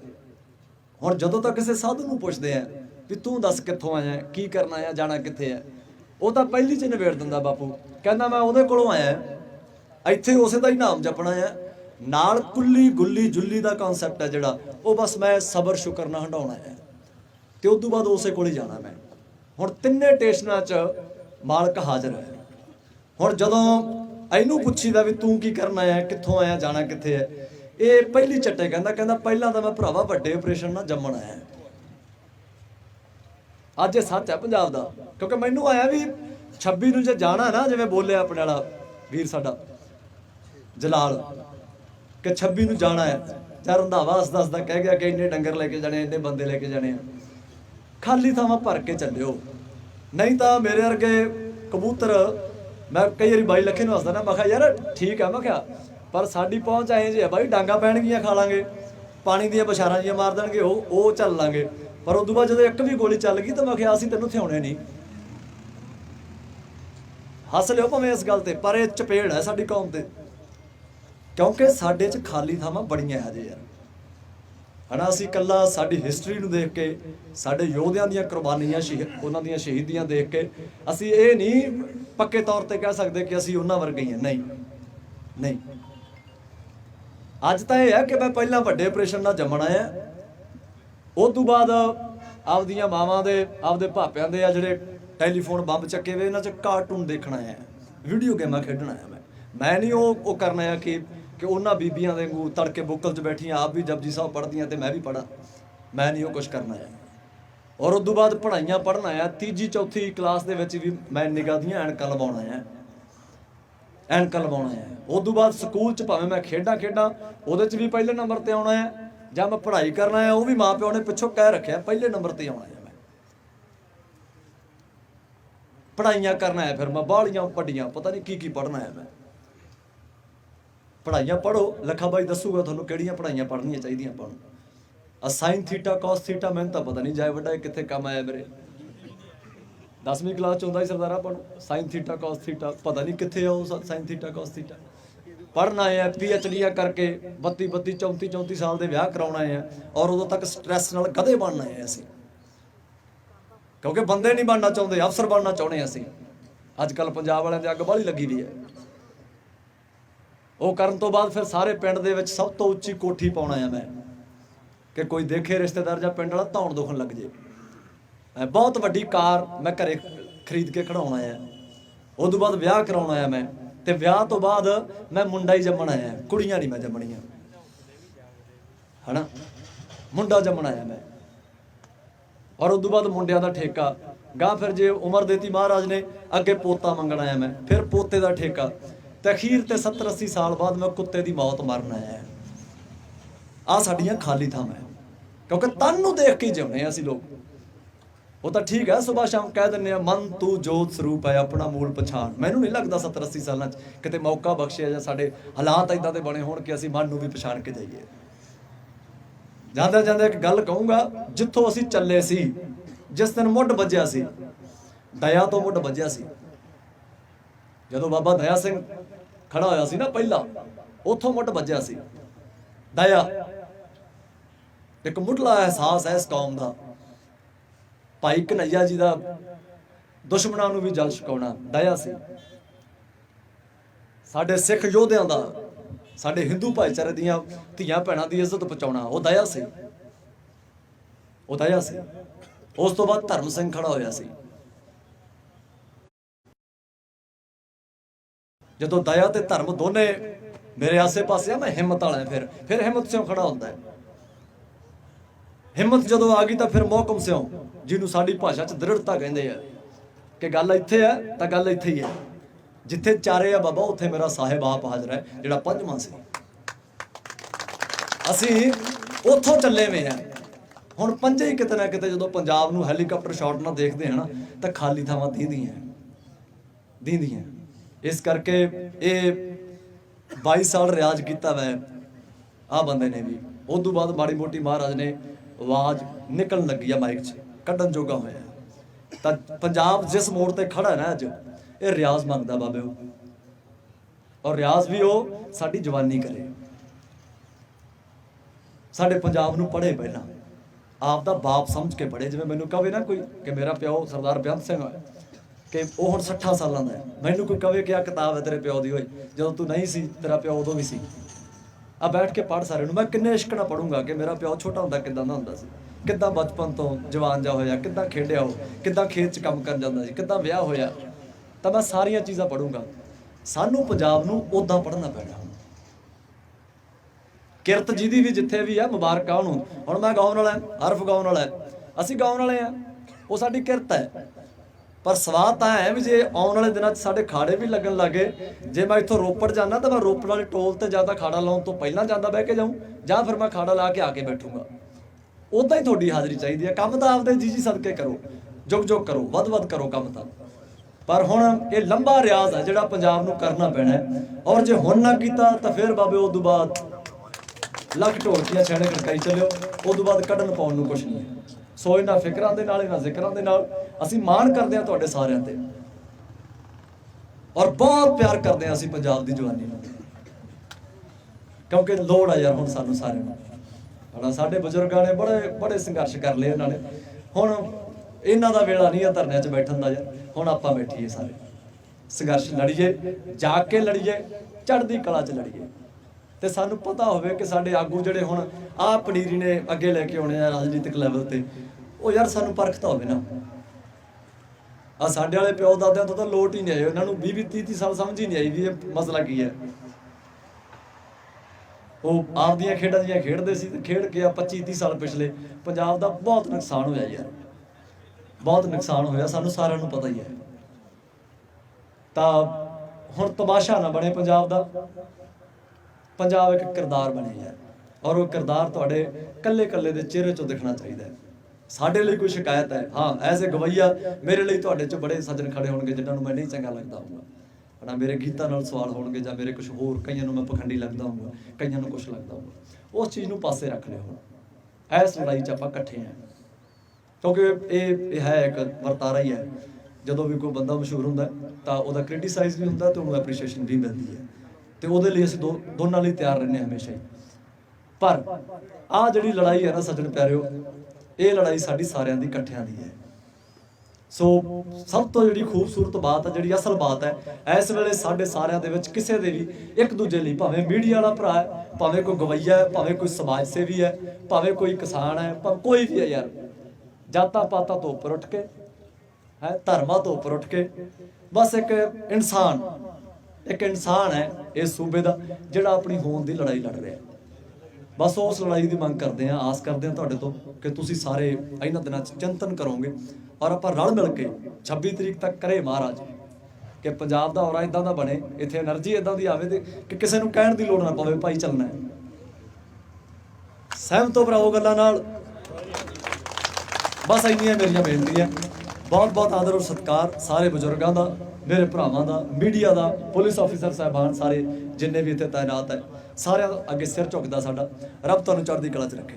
ਵਾਹਿਗੁਰੂ ਜੀ ਕਾ ਖਾਲਸਾ, ਵਾਹਿਗੁਰੂ ਜੀ ਕੀ ਫਤਿਹ।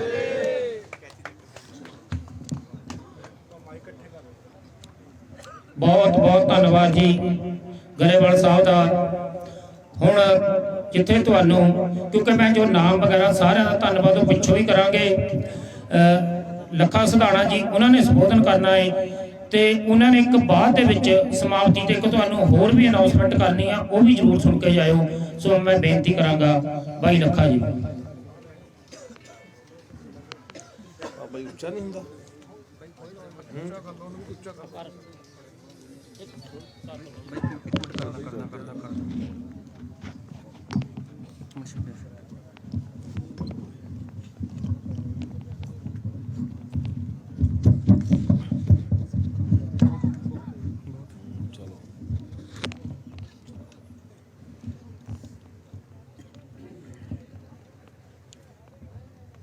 ਦੇਸ਼ ਪੰਜਾਬ ਤੇ ਪੰਜਾਬੀਅਤ ਦੇ ਵਾਰਸੋ,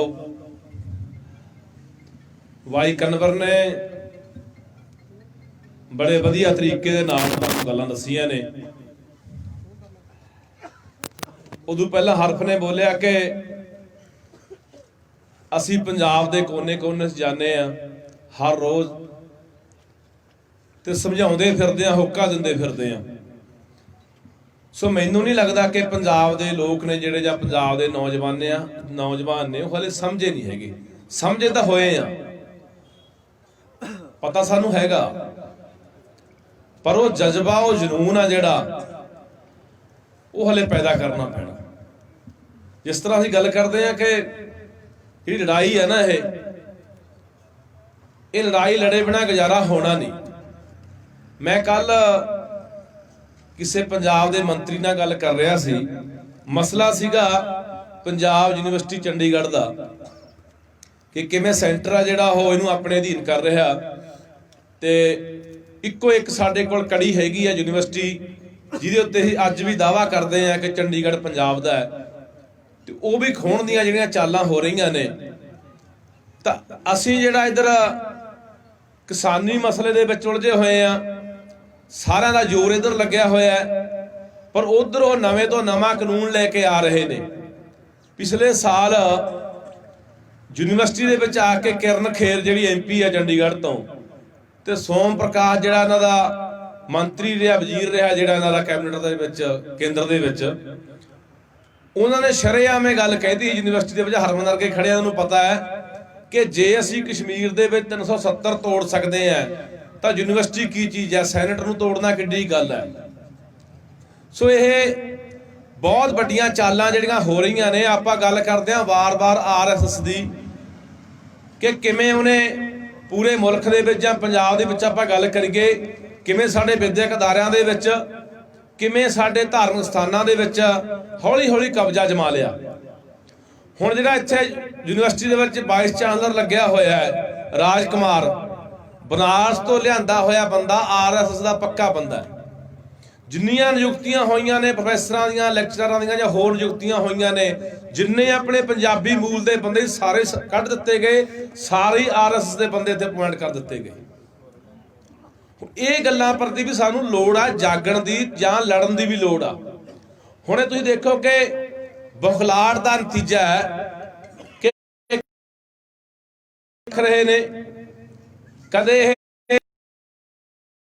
ਵਿਕਾਸ ਫੰਡ ਉਹ ਰੋਕ ਰਹੇ ਨੇ, ਕਦੇ ਰੇਲ ਗੱਡੀਆਂ ਰੋਕ ਰਹੇ ਨੇ। ਪਤਾ ਇਹਨਾਂ ਨੂੰ ਵੀ ਹੈ ਕਿ ਪੰਜਾਬ ਜਿਹੜਾ ਲੜਾਈ ਲੜੂਗਾ। ਪਰ ਭਰਾਵੋ ਇੱਕ ਗੱਲ ਮੈਂ ਕਹਿਣੀ ਚਾਹੁੰਦਾ, ਸਵੇਰੇ ਉੱਠ ਕੇ ਅਰਦਾਸ ਕਰਿਆ ਕਰੋ, 2 ਵੇਲੇ ਅਰਦਾਸ ਕਰਿਆ ਕਰੋ, ਧਰਤੀ ਮਾਂ ਨੂੰ ਮੱਥਾ ਟੇਕਿਆ ਕਰੋ ਕਿ ਯਾਰ ਜੇ ਸਾਡੀ ਜ਼ਿੰਦਗੀ ਇਸ ਪੰਜਾਬ ਲੇਖੇ ਲੱਗਦੀ ਹੈ ਤਾਂ ਅਸੀਂ ਲਾ ਕੇ ਜਾਵਾਂਗੇ। ਬੋਲੇ ਸੋ ਨਿਹਾਲ। ਕਿਤੇ ਨਾ ਹੋਵੇ ਕਿ ਜਦੋਂ ਲੜਾਈ ਨੇ ਨਿਰਣਾਇਕ ਮੋੜ ਤੇ ਜਾਣਾ ਹੈ ਤੇ ਆਗੂਆਂ ਨੂੰ ਫੜੋ ਫੜੀ ਕਰਕੇ ਅੰਦਰ ਦੇਤਾ ਜਾਂ ਕੋਈ ਗੱਲਬਾਤ ਹੋਰ ਹੋ ਗਈ ਤੇ ਅਸੀਂ ਘਰਾਂ 'ਚ ਬਹਿ ਕੇ ਜਾ ਕੇ ਵੀ ਛੱਡੋ ਯਾਰ, ਉਹਨੂੰ ਤਾਂ ਫੜ ਕੇ ਦਿੱਲੀ ਲੈ ਗਏ, ਉਹਨੂੰ ਫੜ ਕੇ ਤਿਹਾੜ ਸਿੱਟਤਾ, ਜਾਂ ਉਹ ਤਾਂ ਹੁਣ ਆਉਂਦਾ ਨਹੀਂ ਤੇ ਅਸੀਂ ਕੀ ਲੈਣਾ ਹੈ। ਸਾਡੀ ਤਾਂ ਫਾਈਲ ਲੱਗੀ ਹੋਈ ਹੈ ਕੈਨੇਡਾ ਵਾਲੀ, ਸਾਡਾ ਤਾਂ ਵਿਆਹ ਧਰਿਆ ਹੋਇਆ ਹੈ, ਸਾਡਾ ਤਾਂ ਮਗਰ ਸਾਰਾ ਪਰਿਵਾਰ ਹੀ ਖਰਾਬ ਹੋ ਜਾਊਗਾ, ਮੇਰੀ ਤਾਂ ਮਾਂ ਲੜੂਗੀ, ਮੇਰਾ ਪਿਓ ਕੱਲਾ, ਮੈਂ ਕੱਲਾ। ਇਹੋ ਜਿਹੀਆਂ ਗੱਲਾਂ ਨਾ ਹੋਣ। ਦੇਖੋ ਇਹ ਪੰਜਾਬ ਕਦੇ ਵੀ ਜਿਵੇਂ ਪਹਿਲਾਂ ਗੱਲਾਂ ਜੀ ਕੋਈ ਲੜਾਈ ਹਾਰਿਆ ਨਹੀਂ। ਜੇ ਅੱਜ ਅਸੀਂ ਹਾਰ ਰਹੇ ਹਾਂ ਨਾ, ਲਗਾਤਾਰ ਦਿੱਲੀ ਤੋਂ ਹਾਰ ਰਹੇ ਹਾਂ, ਤਾਂ ਆਪਣੇ ਗਦਾਰਾਂ ਕਰਕੇ ਹਾਰ ਰਹੇ ਹਾਂ। ਜਿਹੜੇ ਸਾਡੇ ਬਣ ਕੇ ਸਾਡੇ ਵੱਲੋਂ ਹਮੇਸ਼ਾ ਆਪਾਂ ਨੂੰ ਲੱਗਦਾ ਰਿਹਾ ਕਿ ਸਾਡੀ ਤਰਜਮਾਨੀ ਕਰਦੇ ਆ, ਸਾਡੀ ਗਵਾਹੀ ਕਰਦੇ ਆ, ਪਰ ਹਮੇਸ਼ਾ ਦਿੱਲੀ ਦੀ ਝੋਲੀ ਜਾ ਕੇ ਵੇਖਦੇ ਝੁਕਦੇ ਰਹੇ ਨੇ। ਸੋ ਭਰਾਵੋ ਗੱਲਾਂ ਅੱਜ ਆਪਾਂ ਜਿਹੜੀਆਂ ਖੇਤੀ ਨਾਲ ਸੰਬੰਧਿਤ, ਕਾਨੂੰਨਾਂ ਨਾਲ ਸੰਬੰਧਿਤ ਤੁਸੀਂ ਸੁਣਦੇ ਰਹੇ ਹੋ, ਸਾਰਿਆਂ ਨੂੰ ਪਤਾ ਹੈ। ਵਾਰ-ਵਾਰ ਆਪਾਂ ਉਹੀ ਗੱਲਾਂ ਦੁਹਰਾਈ ਜਾ ਕੇ ਉਹਦਾ ਕੋਈ ਫਾਇਦਾ ਨਹੀਂ। ਆਪਾਂ ਗੱਲ ਸਮਾਜਿਕ ਗੱਲਾਂ ਕਰਨੀਆਂ ਨੇ ਕੁਝ। ਪਹਿਲੀ ਗੱਲ ਤਾਂ ਮੈਂ ਆ ਦੇਖਦਾ ਸੀਗਾ ਟੋਲ ਦੇ ਉੱਤੇ, ਮੈਂ ਕਿਹਾ ਯਾਰ ਅੰਗਰੇਜ਼ੀ ਲਿਖੀ ਪਈ ਹੈ, ਕਦੇ ਨਿਗਾਹ ਨੂਗਾ ਪਿਆਰ ਨਹੀਂ ਮਹਾਲੀ ਵਾਲਿਓ ਵੀ ਆਪਾਂ ਤੇ ਰੰਗ ਰੁੰਗ ਮਾਰ ਦਈਏ। ਦੱਸੋ ਬਈ, ਅਸੀਂ ਇੰਨੇ ਕੁ ਜਾਗੇ ਹੋਏ ਆ। ਅਸੀਂ ਉਧਰ ਬਠਿੰਡੇ ਸ਼ੁਰੂ ਕੀਤਾ ਸੀ ਕੰਮ ਪੋਚੇ ਪਾਚੇ ਮਾਰਨ ਵਾਲਾ, ਤਾਂ ਬਾਹਰਲੇ ਜ਼ਿਲ੍ਹਿਆਂ ਵਾਲੇ ਵੀ ਸਾਨੂੰ ਫੋਨ ਕਰਦੇ ਨੇ, ਭਾਈ ਸਾਡੇ ਵੀ ਪੰਜਾਬੀ ਨਹੀਂ ਲਿਖੀ, ਪੰਜਾਬੀ ਥੱਲੇ ਲਿਖੀ ਆ, ਤੁਸੀਂ ਰੰਗ ਮਾਰ ਕੇ ਜਾਇਓ ਯਾਰ। ਹੁਣ ਇੱਥੇ ਤਾਂ ਪੰਜਾਬੀ ਹੈ ਹੀ ਕਿਤੇ ਨਹੀਂ ਦਿੰਦੀ ਆ ਬਈ। ਉਹ ਸਾਹਮਣੇ ਕਿਤੇ ਬੋਰਡ ਤੇ ਪੰਜਾਬੀ ਨਜ਼ਰ ਆਉਂਦੀ ਹੈ ਨਹੀਂ ਨਾ। ਨਾਲੇ ਹਾਂ ਸੂਬੇ ਦਾ ਪੰਜਾਬ ਦਾ ਹਾਈਵੇ ਆ ਇਹ ਕੋਈ ਦੂਜਾ ਨਹੀਂ ਹੈਗਾ, ਨੈਸ਼ਨਲ ਹਾਈਵੇ ਨਹੀਂ ਹੈਗਾ। ਇਹ ਤੇ ਪੰਜਾਬੀ ਨਜ਼ਰ ਨਹੀਂ ਹੈਗੀ ਤੇ ਸਾਨੂੰ ਰੰਗ ਮਾਰਨ ਦਾ ਕਿਉਂ ਨਹੀਂ ਖਿਆਲ ਹੈ। ਮੈਂ ਆਉਂਦਾ ਉਹਦਾ ਹੀ ਸੋਚਦਾ ਸੀ, ਮੈਂ ਕਿਹਾ ਯਾਰ ਪੋਚਾ ਲੈ ਕੇ ਆਉਣਾ ਸੀ, ਮਾਰ ਕੇ ਜਾਂਦੇ ਅੱਜ। ਇਹ ਗੱਲ ਮੈਂ ਕਿਉਂ ਕਰਦਾ, ਮੈਂ ਹਰ ਥਾਂ ਹਰ ਸਟੇਜ ਤੇ ਜ਼ਬਾਨ ਦੀ ਗੱਲ ਕਿਉਂ ਕਰਦਾ। ਜ਼ਬਾਨ ਦੀ ਬਹੁਤ ਵੱਡੀ ਕੀਮਤ ਹੁੰਦੀ ਹੈ, ਅਹਿਮੀਅਤ ਹੁੰਦੀ ਹੈ ਕੌਮ ਦੇ ਵਜੂਦ ਦੇ ਲਈ। ਕੌਮ ਦਾ ਵਜੂਦ ਜ਼ਬਾਨਾਂ ਨਾਲ ਜਿਉਂਦੇ ਰਹਿੰਦੇ ਨੇ। ਜਿੱਥੇ ਜ਼ਬਾਨਾਂ ਮਰਦੀਆਂ ਨੇ ਕੌਮਾਂ ਦੇ ਵਜੂਦ ਮਰਦੇ ਨੇ। ਹੁਣ ਤੁਸੀਂ ਇੰਨੇ ਬੈਠੇ ਹੋ ਇੱਥੇ, ਸੈਂਕੜਿਆਂ ਦੀ ਗਿਣਤੀ 'ਚ ਆਏ ਹੋ, ਮੈਨੂੰ ਐਂ ਦੱਸਿਓ ਤੁਹਾਡੇ ਸਾਰਿਆਂ ਦੇ ਜਵਾਕ ਨੇ ਜਿਹੜੇ ਉਹ ਅੰਗਰੇਜ਼ੀ ਮਾਧਿਅਮ ਸਕੂਲਾਂ 'ਚ ਪੜ੍ਹਦੇ ਹੋਣੇ ਆ। ਅਸੀਂ ਇਹ ਨਹੀਂ ਕਹਿੰਦੇ ਅੰਗਰੇਜ਼ੀ ਨਾ ਪੜ੍ਹਾਓ, ਅੰਗਰੇਜ਼ੀ ਪੜ੍ਹਾਓ, ਹਿੰਦੀ, ਅਰਬੀ, ਉਰਦੂ ਜੋ ਮਰਜ਼ੀ ਪੜ੍ਹਾਓ, ਪਰ ਅਸੀਂ ਆਪਣੀ ਮਾਂ ਬੋਲੀ ਨਾਲੋਂ ਕਿਉਂ ਟੁੱਟ ਰਹੇ ਹਾਂ? ਮਾਂ ਬੋਲੀ ਨਾਲੋਂ ਟੁੱਟ ਕੇ ਅਸੀਂ ਬਚਾਂਗੇ ਕਿਵੇਂ ਯਾਰ? ਲੈ ਹੱਥ ਖੜਾ ਕਰਿਓ ਜਿਹੜੇ ਆਪਣੇ ਜਵਾਕਾਂ ਨੂੰ ਘਰੇ ਪੁੱਛਦੇ ਪੁੱਤ ਨੂੰ ਪੰਜਾਬੀ ਪੜ੍ਹਾਉਂਦੇ ਆ ਕਿ ਨਹੀਂ ਪੜ੍ਹਾਉਂਦੇ। ਨਿਤਰੂਗਾ ਕੋਈ ਸੂਰਮਾ? ਹਾਂ, ਪੰਜ ਚਾਰ ਹੈਗੇ ਆ, ਸੈਂਕੜੇ ਚੋਂ ਪੰਜ ਚਾਰ ਹੀ ਨਜ਼ਰ ਆਉਂਦੇ ਆ। ਸਾਡੇ ਹਾਲਾਤ ਭਰਾਵੋ ਇਹ ਹੋਏ ਪਏ ਆ, ਇੱਕ ਵਾਰੀ ਜਵਾਕ ਨੂੰ ਸਕੂਲ ਪਾਤਾ, ਸਾਲ ਬਾਅਦ ਜਾਣੇ ਹੁੰਨੇ ਆ, ਸਾਡੇ ਵਾਲੇ ਦੇ 90 ਆ ਗਏ, ਸਾਡੇ ਵਾਲੇ ਦੇ 95 ਆ ਗਏ, 98 ਆ ਗਏ, ਲੱਡੂ ਲਿਆ ਕੇ ਵੰਡਦੇ ਨੇ ਵੀ ਸਾਡਾ ਜਵਾਕ ਪਾਸ ਹੋ ਗਿਆ। ਸਾਡੇ ਜਵਾਕ ਨੂੰ ਕੀ ਪੜ੍ਹਾਇਆ ਜਾ ਰਿਹਾ, ਕੀ ਸਿਖਾਇਆ ਜਾ ਰਿਹਾ, ਕਿਹੜੀਆਂ ਕਦਰਾਂ ਕੀਮਤਾਂ ਭਰੀਆਂ ਜਾ ਰਹੀਆਂ, ਕੀ ਉਹਨੂੰ ਸਮਾਜ ਦੇ ਵਿੱਚ ਚੰਗਾ ਨਾਗਰਿਕ ਬਣਾਇਆ ਜਾ ਰਿਹਾ, ਕੀ ਇਤਿਹਾਸ ਨੂੰ ਤੋੜਿਆ ਤਾਂ ਨਹੀਂ ਜਾ ਰਿਹਾ, ਇਤਿਹਾਸ ਪੜ੍ਹਾਇਆ ਜਾ ਰਿਹਾ, ਉਹ ਅਸੀਂ ਕੋਈ ਨਹੀਂ ਪੁੱਛਦਾ। ਸਰਬ ਹਿਤਕਾਰੀ ਸਕੂਲ ਆ ਨਾ, ਸਰਬ ਹਿਤਕਾਰੀ ਸਕੂਲ ਇੱਧਰ ਹੈਗਾ, RSS ਦੇ ਸਕੂਲ ਨੇ ਸਾਰੇ, 125-27 ਸਕੂਲ ਹੈ ਪੰਜਾਬ 'ਚ। ਸਵੇਰੇ ਹਵਨ ਚੱਲਦਾ ਹੁੰਦਾ ਨਾ ਸਕੂਲਾਂ 'ਚ, ਹਵਨ ਦੋ ਨੇ, ਹਾਂ ਹੋਣੇ ਹੈ ਪੰਜਾਬ ਦੇ ਵਿੱਚ ਸਾਰੇ 'ਚ ਹੀ ਹੈਗੇ ਆ। ਉੱਥੇ ਹਵਨ ਕਰਾਈ ਜਾਂਦੇ ਸਾਡੇ ਜਵਾਕਾਂ ਨੂੰ। ਅਸੀਂ ਸਰਸੇ ਜਾ ਕੇ ਆਏ, ਮੈਂ ਪੁੱਛਿਆ ਉਹਨਾਂ ਸਰਸੇ ਵਾਲਿਆਂ ਨੂੰ, ਪੰਜਾਬੀਆਂ ਨੂੰ, ਵੀ ਤੁਹਾਡੇ ਪੰਜਾਬੀ ਜ਼ਬਾਨ ਦੇ ਕੀ ਹਾਲਾਤ ਹੈ? ਕਹਿੰਦੇ ਬਾਈ ਸਾਡੇ 6ਵੀਂ ਤੋਂ ਸ਼ੁਰੂ ਹੁੰਦੀ ਹੈ ਪੰਜਾਬੀ ਸਰਕਾਰੀ ਸਕੂਲਾਂ 'ਚ, ਤੇ ਅੰਗਰੇਜ਼ੀ 'ਚ ਪੜ੍ਹਾਉਂਦੀ ਨਹੀਂ ਹੈ। ਹੁਣ ਜਿਹੜਾ CBSE ਬੋਰਡ ਹੈ, NCERT ਦੀਆਂ ਕਿਤਾਬਾਂ ਲੱਗਦੀਆਂ ਨੇ, ਇਤਿਹਾਸ ਨੂੰ ਤੋੜਿਆ ਮਰੋੜਿਆ ਜਾ ਰਿਹਾ ਹੈ। ਸਾਡਾ ਇਤਿਹਾਸ ਤੋੜ ਮਰੋੜ ਕੇ ਸਾਨੂੰ ਸਾਡੇ ਜਵਾਕਾਂ ਨੂੰ ਪੜ੍ਹਾ ਰਹੇ ਨੇ। 5ਵੇਂ ਪਾਤਸ਼ਾਹੀ ਕਹਿੰਦੇ ਜੀ ਖੁਦਕੁਸ਼ੀ ਕਰ ਗਏ ਸੀ, 6ਵੇਂ ਪਾਤਸ਼ਾਹੀ ਦਾ ਜੀ ਦਿਮਾਗ ਹਿੱਲ ਗਿਆ ਸੀ, 10ਵੇਂ ਪਾਤਸ਼ਾਹੀ ਦਾ ਕਹਿੰਦੇ ਜੀ ਉਹ ਆਪਣੇ ਬੱਚਿਆਂ ਨੂੰ ਛੱਡ ਕੇ ਭਗੌੜੇ ਹੋ ਗਏ ਸੀ। ਸਾਡੇ ਜਵਾਕਾਂ ਨੂੰ ਇਹ ਪੜ੍ਹਾਇਆ ਜਾ ਰਿਹਾ, ਅਸੀਂ ਬਚਾਂਗੇ ਕਿਵੇਂ? ਕੋਈ ਰਾਹ ਲੱਭਦਾ ਸਾਨੂੰ ਦਿਖਦਾ ਵੀ ਅਸੀਂ ਬਚ ਜਾਾਂਗੇ? ਦੂਜੇ ਪਾਸਿਓਂ ਚਿੱਟੀ ਸਿਉਂ ਖਾ ਗਈ ਸਾਨੂੰ। ਸਾਡੀਆਂ ਜਿੰਨੀਆਂ ਇਤਿਹਾਸਕ ਇਮਾਰਤਾਂ ਸੀਗੀਆਂ ਉਹ ਸਾਰੀਆਂ ਖਤਮ ਕਰਤੀਆਂ। ਚਮਕੌਰ ਦੀ ਕੱਚੀ ਗੜੀ ਦੇਖ ਲਓ, ਸਰਹੰਦ ਦੀ ਦੀਵਾਰ ਦੇਖ ਲਓ, ਅਨੰਦਪੁਰ ਸਾਹਿਬ ਦੇ ਕਿਲੇ ਦੇਖ ਲਓ, ਆ ਬੁੰਗੇ ਦੇਖ ਲਓ, ਆ ਜਿੰਨੀਆਂ ਸਾਡੀਆਂ ਦਰਸ਼ਨੀ ਡਿਊਟੀਆਂ ਸੀ ਉਹ ਦੇਖ ਲਓ, ਕੋਈ ਬਚੀ ਹੈ? ਜਦੋਂ ਆਉਣ ਵਾਲੇ 100 ਸਾਲ ਨੂੰ ਇੱਥੇ ਕੋਈ ਮੇਰੇ ਵਰਗਾ ਖੜ ਕੇ ਬੋਲਦਾ ਹੋਊਗਾ ਕਿ ਚਲੋ ਮੈਂ ਤੁਹਾਨੂੰ ਦਿਖਾਵਾਂ ਸਾਡਾ ਸਰਹੰਦ ਦੀ ਦੀਵਾਰ ਬੋਲਦੀ ਹੈ, ਸਾਡੀਆਂ ਕੁਰਬਾਨੀਆਂ, ਅਨੰਦਪੁਰ ਸਾਹਿਬ ਦੇ ਕਿਲੇ ਬੋਲਦੇ ਨੇ, ਚਮਕੌਰ ਦੀ ਕੱਚੀ ਗੜੀ ਬੋਲਦੀ ਹੈ, ਤਾਂ ਮੈਨੂੰ ਉਦੋਂ ਦੱਸੋ ਕਿ ਉਧਰੋਂ ਕਿਤਾਬਾਂ ਦੇ ਵਿੱਚ ਕੁਝ ਹੋਰ ਗੜਬੜ ਕੀਤੀ ਪਈ ਹੋਣੀ ਹੈ। ਤਾਂ ਸਾਡੇ ਜਵਾਕ ਨੇ ਕਹਿਣਾ ਠੀਕ ਆ ਬਾਪੂ ਮੈਂ ਜਾ ਕੇ ਦੇਖ ਕੇ ਆਉਣਾ, ਪਰ ਕਿਤਾਬ ਤਾਂ ਇੱਥੇ ਹੋਰ ਬੋਲਦੀ ਹੈ। ਤੇ ਉੱਥੇ ਵੀ ਗੁਰਦੁਆਰਾ ਬਣਾਇਆ ਪਿਆ ਹੋਣਾ, ਤੇ ਜਵਾਕ ਨੇ ਮੰਨਣਾ ਨਹੀਂ ਸਾਡੇ ਨੇ ਵੀ ਤੂੰ ਬਾਪੂ ਝੂਠ ਬੋਲਦਾ, ਕਿਤਾਬ ਸਹੀ ਬੋਲਦੀ ਹੈ। ਜਿਹੜੀਆਂ ਕਿਤਾਬਾਂ 'ਚ ਇਹ ਗੜਬੜਾਂ ਕਰ ਰਹੇ ਨੇ ਕਿ ਉੱਥੇ ਤਾਂ ਜਿਹੋ ਜਿਹਾ ਗੁਰਦੁਆਰਾ ਸਾਡੇ ਪਿੰਡ ਤੇ ਉਹੋ ਜਿਹਾ ਗੁਰਦੁਆਰਾ ਉੱਥੇ ਹੈ। ਕਿੰਨੇ ਕੁ ਬੰਦੇ ਆ ਅਸੀਂ ਜਿਹੜੇ ਮੈਨੂੰ ਐ ਦੱਸਿਓ, ਹੱਥ ਖੜੇ ਕਰ ਦਿਓ, ਇਸ ਸਮੇਂ ਦਰਬਾਰ ਸਾਹਿਬ ਮੱਥਾ ਟੇਕਣ ਜਾਂਦੇ ਆ, ਕਿੰਨੇ ਬੁੰਗੇ ਆ ਵੀ ਉੱਥੇ? ਹੁਣ ਮੌਜੂਦਾ ਬੁੰਗੇ ਕਿੰਨੇ ਆ? ਹੈ ਸਾਰੇ ਨਹੀਂ ਹੈਗੇ। ਸਾਰੇ ਹੱਸਣ ਵਾਲੀ ਗੱਲ ਨਹੀਂ, ਸਾਰੇ ਨਹੀਂ ਹੈਗੇ, 2 ਬੁੰਗੇ ਰਹਿ ਗਏ, 2 ਰਹਿ ਗਏ ਨਾ। ਜਾਣੇ ਹੋ ਮੱਥਾ ਟੇਕਣ ਤੱਕ ਕਿ ਸੀਮਤਾਂ ਅੱਖਾਂ ਮੀਚ ਕੇ ਬੜੀ ਸ਼ਾਂਤੀ ਆਈ ਜੀ। ਉੱਥੇ ਟੇਕ ਕੇ 100 ਰੁਪਇਆ ਮੱਥਾ ਕੋਈ ਮੰਗ ਲੈਂਦੇ ਆ, ਬਾਬਾ ਕੈਨੇਡਾ ਵਗ ਜਗੇ, ਵਾਹਿਗੁਰੂ ਸਾਡੀ ਕੁੜੀ ਦਾ ਵਿਆਹ ਹੋ ਜੇ ਚੰਗੇ ਥਾਂ, ਸਾਡੀਆਂ ਆਹੀ ਮੰਗਾਂ ਨੇ। ਅਸੀਂ ਕਦੇ ਇਹ ਨਜ਼ਰ ਮਾਰ ਕੇ ਦੇਖਿਆ ਕਿ ਸਾਡਾ ਕਿਵੇਂ ਸਾਰਾ ਕੁਝ ਇਹਨਾਂ ਨੇ ਨਿਸਤੋਂ ਨਬੂਦ ਕਰਤਾ, ਖਤਮ ਕਰਤਾ ਸਾਨੂੰ ਥਾਂ ਥਾਂ ਤੋਂ। ਆ ਬਾਜਾ ਖਾਨੇ ਮੇਰਾ ਨੇੜੇ ਪਿੰਡ ਹੈ, ਕੋਈ ਗੁੱਟ ਕੇ ਦੇ ਕੇ ਗਿਆ ਸੀ ਗੁਰਦੁਆਰੇ ਦੇ ਵਿੱਚ, ਗੁਰਬਾਣੀ ਬਦਲੀ ਪਈ ਹੈ। ਅਸੀਂ ਕਿੰਨੇ ਕੁ ਜਾਗੇ ਹੋਏ ਆ ਯਾਰ? ਕਿਹੜਾ ਬੰਦਾ ਇਹਨਾਂ ਗੱਲਾਂ ਦਾ ਖਿਆਲ ਰੱਖਦਾ? ਪਰ ਸਾਡਾ ਕੋਈ ਰਾਹ ਦੱਸ ਦਿਓ ਮੈਨੂੰ ਵੀ ਆਹ ਰਾਹ ਅਸੀਂ ਪੈ ਕੇ ਅਸੀਂ ਬਚ ਜਾਾਂਗੇ।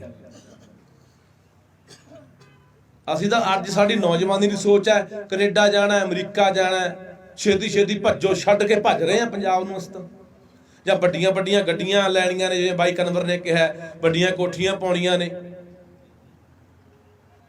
ਹੁਣ ਇੱਥੇ ਆਉਣ ਦਾ ਫਾਇਦਾ, ਤੁਸੀਂ ਰਾਤ ਨੂੰ ਖੜੇ ਹੋ, 8 8:30 ਦਾ ਟਾਈਮ ਹੋ ਗਿਆ, ਅਸੀਂ ਵੀ ਉਹ 300 ਮੀਲ ਤੋਂ ਆਏ ਆ, ਤੜਕੇ ਦੇ ਕਈ ਥਾਈਂ ਬੋਲ ਕੇ ਫਿਰ ਤੁਹਾਡੇ ਕੋਲੇ ਆਏ ਆ।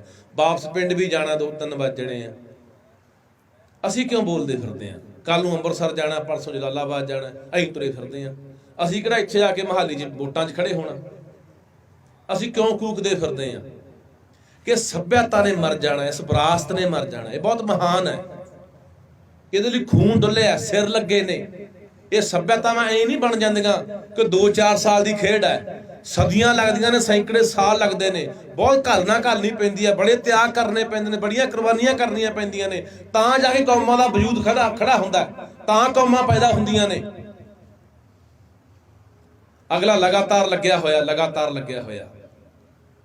ਤੇ ਉਹ ਮੈਨੂੰ ਗੱਲ ਦੱਸੀ, ਮੈਂ ਜਿਹੜੀ ਗੱਲ ਦੱਸਦਾ ਸੀਗਾ ਯੂਨੀਵਰਸਿਟੀ ਵਾਲੀ, ਕਿ ਉਹ ਮੰਤਰੀ ਮੈਨੂੰ ਕਹਿਣ ਲੱਗਿਆ, ਕਹਿੰਦਾ ਯਾਰ ਮੇਰੇ ਕੋਲੇ ਨਾ ਇੱਕ ਬੇਨੂ ਪ੍ਰਸਾਦ ਆ, ਜਿਹੜਾ ਬਿਜਲੀ ਬੋਰਡ ਦਾ ਚੇਅਰਮੈਨ ਆ, ਸ਼ਾਲਪੁਰ ਡਾਇਰੈਕਟਰ ਆ, ਕੌਣ ਹੈ? ਕਹਿੰਦਾ ਉਹ ਆ ਕੇ ਦੱਸਣ ਲੱਗਿਆ ਕਿ ਐਡੀ ਬੁਰੀ ਨਜ਼ਰ ਹੈ ਇਸ ਸਮੇਂ ਆਰਐਸਐਸ ਬੀਜੇਪੀ ਦੀ, ਬਹੁਤ ਬੁਰੀ ਮਿੱਥੀ ਬੈਠੇ ਆ ਸਾਡੇ ਪੰਜਾਬ ਦੇ ਖਿਲਾਫ, ਸਾਡੇ ਖਿਲਾਫ। ਉਹ ਕਹਿੰਦਾ ਦੇਖੋਗੇ ਆਉਣ ਵਾਲੇ ਸਮੇਂ ਦੇ ਵਿੱਚ ਇਹ ਆਪਣੇ ਨਾਲ ਕੀ ਕਰਦੇ ਆ। ਉਹ ਦੇਖ ਲਓ ਤੁਸੀਂ, ਕਸ਼ਮੀਰ ਦੇ ਹਾਲਾਤ ਦੇਖ ਲਓ। 1.5 ਸਾਲ ਹੋ ਗਿਆ ਵਿਚਾਰਿਆਂ ਨੂੰ ਤਾੜਿਆਂ ਹੋਇਆਂ ਨੂੰ ਅੰਦਰ। ਆ ਕੱਲ ਮਾੜੇ ਜਿਹੇ ਨਿਕਲੇ ਸੀ, ਵਿਰੋਧ ਕਰਨ ਲੱਗੇ ਸੀ ਇਹਨਾਂ ਨੇ, ਜਦੋਂ ਆਪਣਾ ਕਾਨੂੰਨ ਇੱਕ ਹੋਰ ਬਣਾਇਆ ਕਿ ਕੋਈ ਵੀ ਬੰਦਾ ਜੰਮੂ ਕਸ਼ਮੀਰ ਜ਼ਮੀਨ ਖਰੀਦ ਸਕਦਾ ਜਾ ਕੇ, ਫਿਰ ਡੱਕ ਕੇ ਫੜ ਕੇ ਅੰਦਰ ਡੱਕ ਦਿੱਤੇ ਗਏ।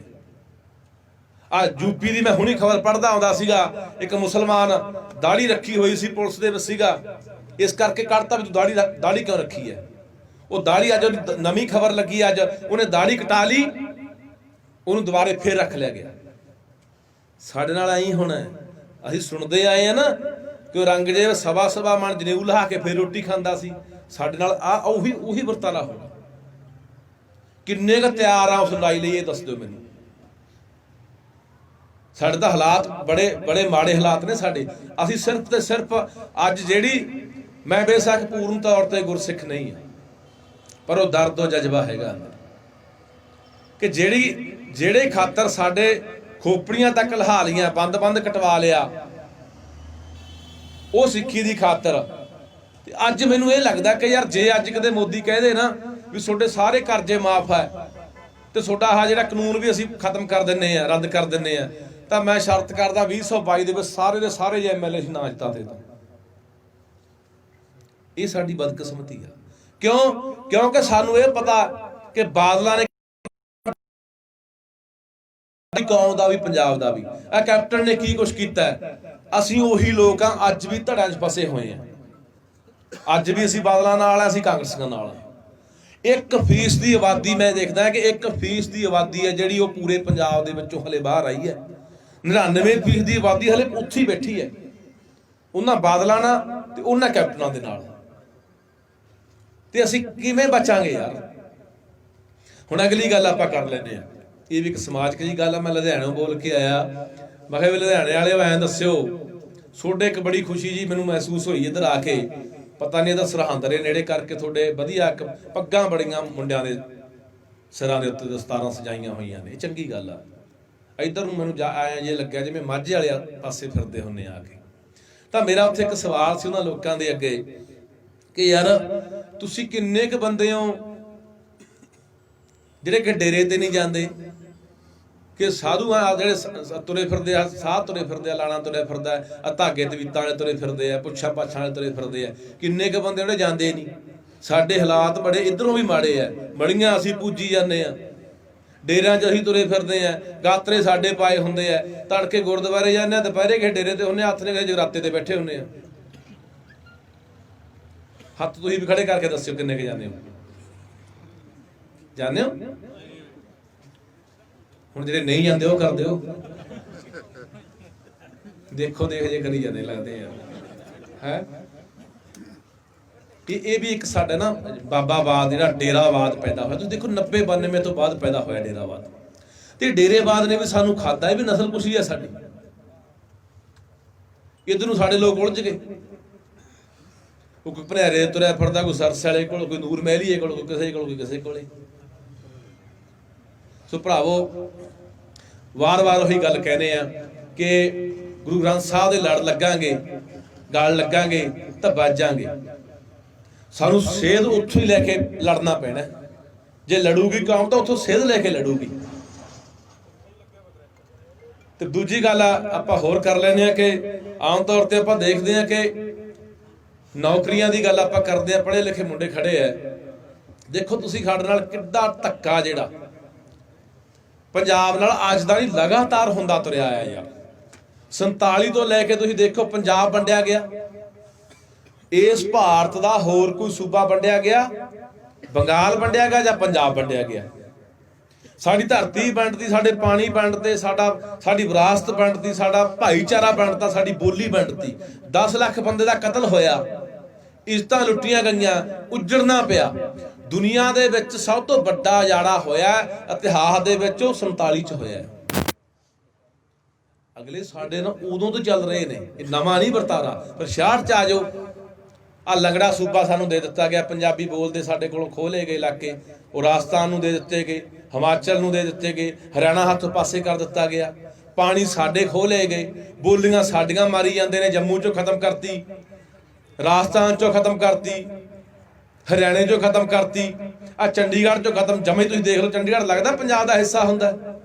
ਕਿਸੇ ਬੋਰਡ 'ਚ ਕੋਈ ਕਿਸੇ ਦਫ਼ਤਰ ਚਲੇ ਜਾਓ, ਉੱਥੇ ਪੰਜਾਬੀ ਦੀ ਕੋਈ ਗੱਲਬਾਤ ਨਹੀਂ। ਕਿਸੇ ਬੋਰਡਾਂ 'ਚ ਦੇਖ ਲਓ, ਉੱਥੇ ਕਦੇ ਪੰਜਾਬੀ ਦੀ ਗੱਲਬਾਤ ਨਹੀਂ।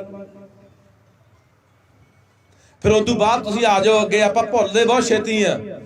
ਪਹਿਲਾਂ ਰੁਪਿੰਦਰ ਨੇ ਬੋਲਿਆ ਕਿ ਬਹੁਤ ਛੇਤੀ ਭੁੱਲ ਜਾਂਦੇ ਆ ਚੀਜ਼ਾਂ ਅਸੀਂ, ਕੀ ਸਾਡੇ ਨਾਲ ਹੋਇਆ। ਫਿਰ ਜਾ ਕੇ 80-84 ਦਾ ਦੌਰ ਆਉਂਦਾ, ਸਾਡੇ ਨੌਜਵਾਨ ਮੁੰਡਿਆਂ ਦੇ ਝੂਠੇ ਪੁਲਿਸ ਮੁਕਾਬਲੇ ਬਣਾ ਕੇ ਮਾਰੇ ਜਾਂਦੇ ਨੇ।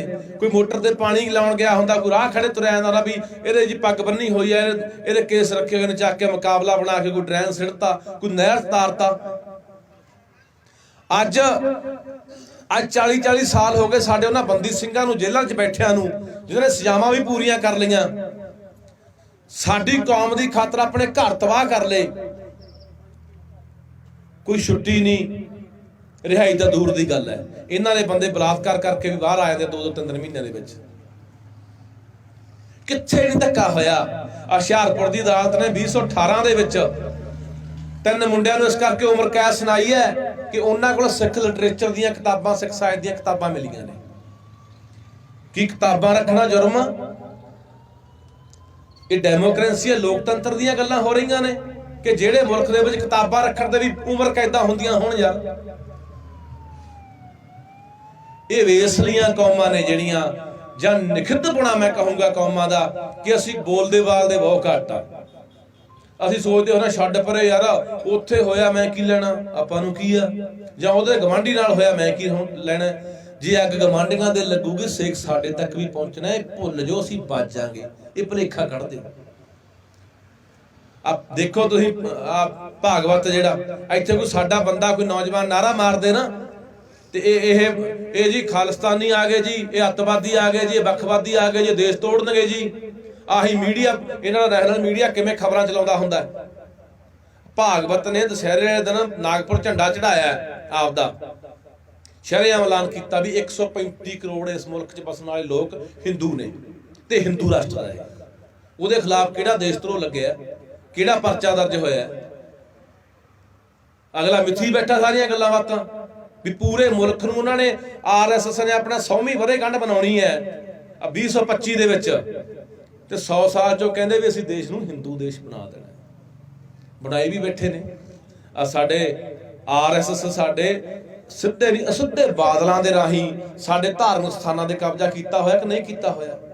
RSS ਦੇ ਗੁੰਡੇ ਨੇ ਜਿਹੜੇ ਸਾਡੇ ਉੱਥੇ ਬੈਠੇ ਸਿੰਘਾਂ ਨੂੰ ਕੁੱਟਦੇ ਨੇ, ਲੱਤਾਂ ਬਾਹਾਂ ਤੋੜੀਆਂ। ਜਿਹੜੇ 328 ਸਰੂਪ ਗਾਇਬ ਹੋਏ, ਉਹਨਾਂ ਦਾ ਅੱਜ ਇਨਸਾਫ ਮੰਗਣ ਲਈ ਜਿਹੜੇ ਉੱਥੇ ਜਥੇਬੰਦੀਆਂ ਵਾਲੇ ਬੈਠੇ ਸੀ, ਸਿੱਖ ਬੈਠੇ ਸੀ, ਲੱਤਾਂ ਬਾਹਾਂ ਤੋੜੀਆਂ ਗਈਆਂ। ਉੱਥੇ ਔਰਤਾਂ ਦੇ ਮਤਲਬ ਕਿ ਬੁਰੇ ਅਪਸ਼ਬਦ ਬੋਲੇ ਗਏ, ਜਲੀਲ ਕੀਤਾ ਗਿਆ ਔਰਤਾਂ ਨੂੰ ਵੀ। ਉੱਥੇ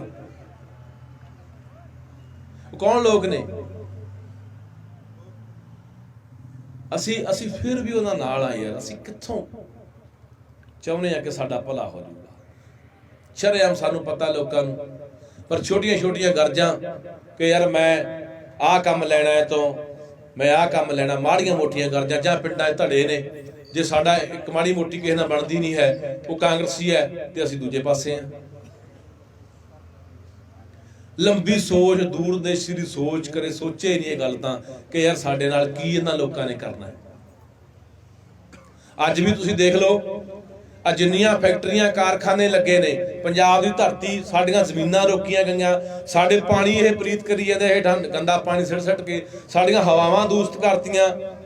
ਨੌਕਰੀ ਕਿਹਨਾਂ ਨੂੰ? यूपी ਦਿਆਂ ਨੂੰ, ਗੁਜਰਾਤ ਦਿਆਂ ਨੂੰ, ਬੰਗਾਲ ਦਿਆਂ ਨੂੰ, ਬਿਹਾਰ ਦਿਆਂ ਨੂੰ। ਸਰਕਾਰੀ ਨੌਕਰੀਆਂ ਦੇ ਵਿੱਚੋਂ ਆਪਾਂ ਖਤਮ ਕਰ ਦਿੱਤੇ ਗਏ। ਆ ਪੰਜਾਬ ਖੇਤੀਬਾੜੀ ਯੂਨੀਵਰਸਿਟੀ ਨੇ ਹੁਣ ਨਵੀਆਂ ਪੋਸਟਾਂ ਕੱਢੀਆਂ ਨੇ, ਸਾਡਾ ਇੱਕ ਵੀ ਪੰਜਾਬੀ ਨਹੀਂ ਰੱਖਿਆ। ਆ ਬਿਜਲੀ ਬੋਰਡ ਨੇ 500 SDO ਰੱਖਿਆ ਸੀਗਾ, 400 ਬਾਹਰਲਾ, 100 ਸਾਡਾ ਪੰਜਾਬੀ ਹੈ। ਉਹ ਸਰਦਾਰ ਕਪੂਰ ਸਿੰਘ ਨੇ ਗੱਲ ਕਹੀ ਸੀ ਇੱਕ, ਕਿ ਜੇ ਆਹੀ ਕੁਛ ਕੌਮ ਐਂ ਸੁੱਤੀ ਰਹੀ ਨਾ ਤਾਂ ਅਸੀਂ ਇਹਨਾਂ ਦੀਆਂ ਗੱਡੀਆਂ ਦੇ ਡਰਾਈਵਰ ਹੋਇਆ ਕਰਾਂਗੇ। ਡਰਾਈਵਰ ਅੱਜ ਉਹ ਸਮਾਂ ਆ ਗਿਆ। ਅੱਜ ਅਸੀਂ ਇਹਨਾਂ ਲੋਕਾਂ ਦੀਆਂ ਗੱਡੀਆਂ ਦੇ ਡਰਾਈਵਰ, ਇਹਨਾਂ ਦੀਆਂ ਗੱਡੀਆਂ ਦੇ ਸ਼ੀਸ਼ੇ ਸਾਫ਼ ਕਰਦੇ ਆ। ਇਹਨਾਂ ਦੇ ਵੱਡੇ ਵੱਡੇ ਹੋਟਲਾਂ ਦੇ, ਵੱਡੀਆਂ ਵੱਡੀਆਂ ਦੁਕਾਨਾਂ ਦੇ ਮੂਹਰੇ ਖੜ ਕੇ ਚੌਕੀਦਾਰ ਬਣ ਖੜੇ ਹੁੰਦੇ, ਗੇਟ ਖੋਲਦੇ ਹੁੰਦੇ ਆ। ਖੜੇ ਕਿ ਨਹੀਂ ਦਿਖਦੇ ਹੋਣੇ ਤੁਹਾਨੂੰ ਵੀ? ਸਾਨੂੰ ਦੋਹਰੀ ਮਾਰ ਪਈ, ਸਾਡਾ ਨਖਿੱਧਪਣਾ, ਨਿਕੰਮਾਪਣ, ਅਵੇਸਲਾਪਣ, ਤੇ ਸਾਡੇ ਆਗੂ ਜਿਹੜੇ ਜਦੋਂ ਵੀ ਲੱਗੇ, ਜਿੰਨੇ ਵੀ ਅੱਗੇ ਆਏ, ਉਹ ਸਾਰਿਆਂ ਨੇ ਸਾਡੇ ਨਾਲ ਗਦਾਰੀ ਕੀਤੀ ਹੈ, ਪਿੱਠ ਛੁਰਾ ਮਾਰਿਆ ਸਾਡੇ। ਇੱਥੋਂ ਸੁਣੋਗੇ, ਜਾਓਗੇ, ਫਿਰ ਆਪਾਂ ਨੂੰ ਕੰਮਾਂ ਕਾਰਾਂ 'ਚ ਲੱਗ ਜਾਾਂਗੇ। ਕੋਈ ਗੱਲ ਨਹੀਂ ਯਾਰ, ਗੱਲਾਂ ਤਾਂ ਠੀਕ ਨੇ, ਠੀਕ ਆ, ਕੋਈ ਗੱਲ ਨਹੀਂ, ਦੇਖਦੇ ਅੱਗੇ ਕੀ ਬਣਦਾ, ਪਰ ਇਹਦੀ ਅਮਲ ਕਦੋਂ ਕਰੋਗੇ? ਅਮਲਾਂ ਬਿਨਾਂ ਨਵੇੜੇ ਨਹੀਂ ਹੋਣੇ। ਇਹ ਲੜਨਾ ਪੈਣਾ। ਇਹ ਬਾਦਲਾਂ ਦਾ, ਕੈਪਟਨਾਂ ਦਾ ਪੰਜਾਬ ਨਹੀਂ ਹੈ। ਇਹ ਸਮਝਣਾ ਪੈਣਾ, ਇਹ ਪੰਜਾਬ ਮੇਰਾ ਹੈ, ਇਹਦੇ ਲਈ ਮੈਂ ਲੜੂੰਗਾ, ਮੈਂ ਮਰੂੰਗਾ।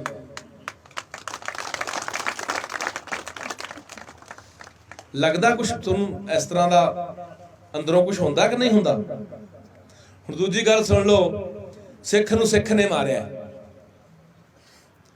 ਜੇ 80-90 ਦੇ ਦੌਰ ਦੀ ਆਪਾਂ ਗੱਲ ਕਰਦੇ ਆਂ, ਖਾੜਕੂ ਵੀ ਸਿੱਖ ਸੀ, ਪੁਲਿਸ ਵਾਲੇ ਵੀ ਸਿੱਖ ਸੀ। ਮਾਰਿਆ ਕਿ ਨਹੀਂ ਮਾਰਿਆ? ਅੱਜ ਵੀ ਸਮਾਂ ਇਹੀ ਆਊ, ਤੁਸੀਂ ਦੇਖ ਲਿਓ। ਜੇ ਕੋਈ ਇਸ ਤਰ੍ਹਾਂ ਦੇ ਹਾਲਾਤ ਬਣਦੇ ਨੇ, ਇੱਧਰ ਵੀ ਲੜਨ ਵਾਲੇ ਸਿੱਖ ਹੋਣਗੇ, ਮੂਹਰੇ ਰੋਕਣ ਵਾਲੇ ਤੇ ਟਕਰਾਉਣ ਵਾਲੇ ਵੀ ਸਿੱਖ ਹੋਣਗੇ। ਸਾਨੂੰ ਆਪਦਿਆਂ ਹੱਥੋਂ ਆਪਦਿਆਂ ਨੂੰ ਹੀ ਮਰਵਾਇਆ ਇਹਨਾਂ ਲੋਕਾਂ ਨੇ। ਗੁਲਾਮਾਂ ਨਾਲ ਹੀ ਹੁੰਦਾ।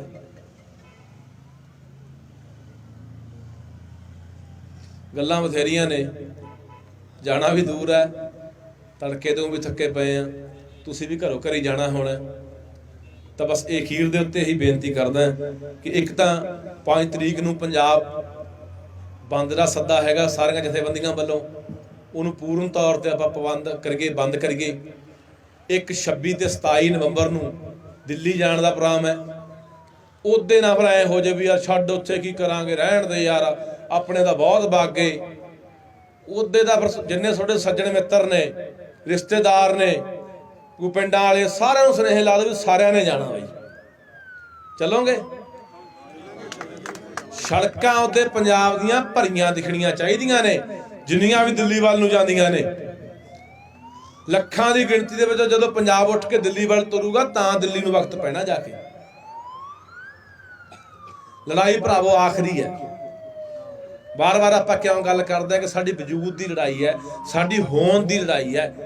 ਇਹ ਲੜਾਈ ਇਕੱਲੀ ਆਰਥਿਕਤਾ ਨਾਲ ਨਹੀਂ ਜੁੜੀ ਹੋਈ, ਇਕੱਲੇ ਖੇਤੀ ਦੇ ਕਾਨੂੰਨਾਂ ਨਾਲ ਨਹੀਂ ਜੁੜੀ ਹੋਈ ਲੜਾਈ। ਇਹ ਲੜਾਈ ਸਾਡੇ ਵਜੂਦ ਦੀ ਹੈ। ਅਗਲਾ ਸਾਡੇ ਵਜੂਦ ਨੂੰ ਖਾ ਜਾਣਾ ਚਾਹੁੰਦਾ, ਖਤਮ ਕਰ ਦੇਣਾ ਚਾਹੁੰਦਾ। ਉਹ ਜਿਹੜੀ ਸਾਡੀ ਵਿਲੱਖਣਤਾ ਦੀ ਗੱਲ ਅਸੀਂ ਕਰਦੇ ਆ, ਉਹ ਜਿਹੜੀ ਵਿਚਾਰਧਾਰਾ ਸਾਡੀ ਗੁਰੂ ਗ੍ਰੰਥ ਸਾਹਿਬ ਦਾ ਫਲਸਫਾ ਜਿਹੜਾ ਉਹਦੀ ਗੱਲ ਕਰਦੇ ਆ, ਉਹ ਅਗਲੇ ਨੂੰ ਚੁਭਦੀ ਔਰ ਰੜਕਦੀ ਹੈ। ਅਗਲਾ ਉਹਨੂੰ ਖਤਮ ਕਰਨਾ ਚਾਹੁੰਦਾ।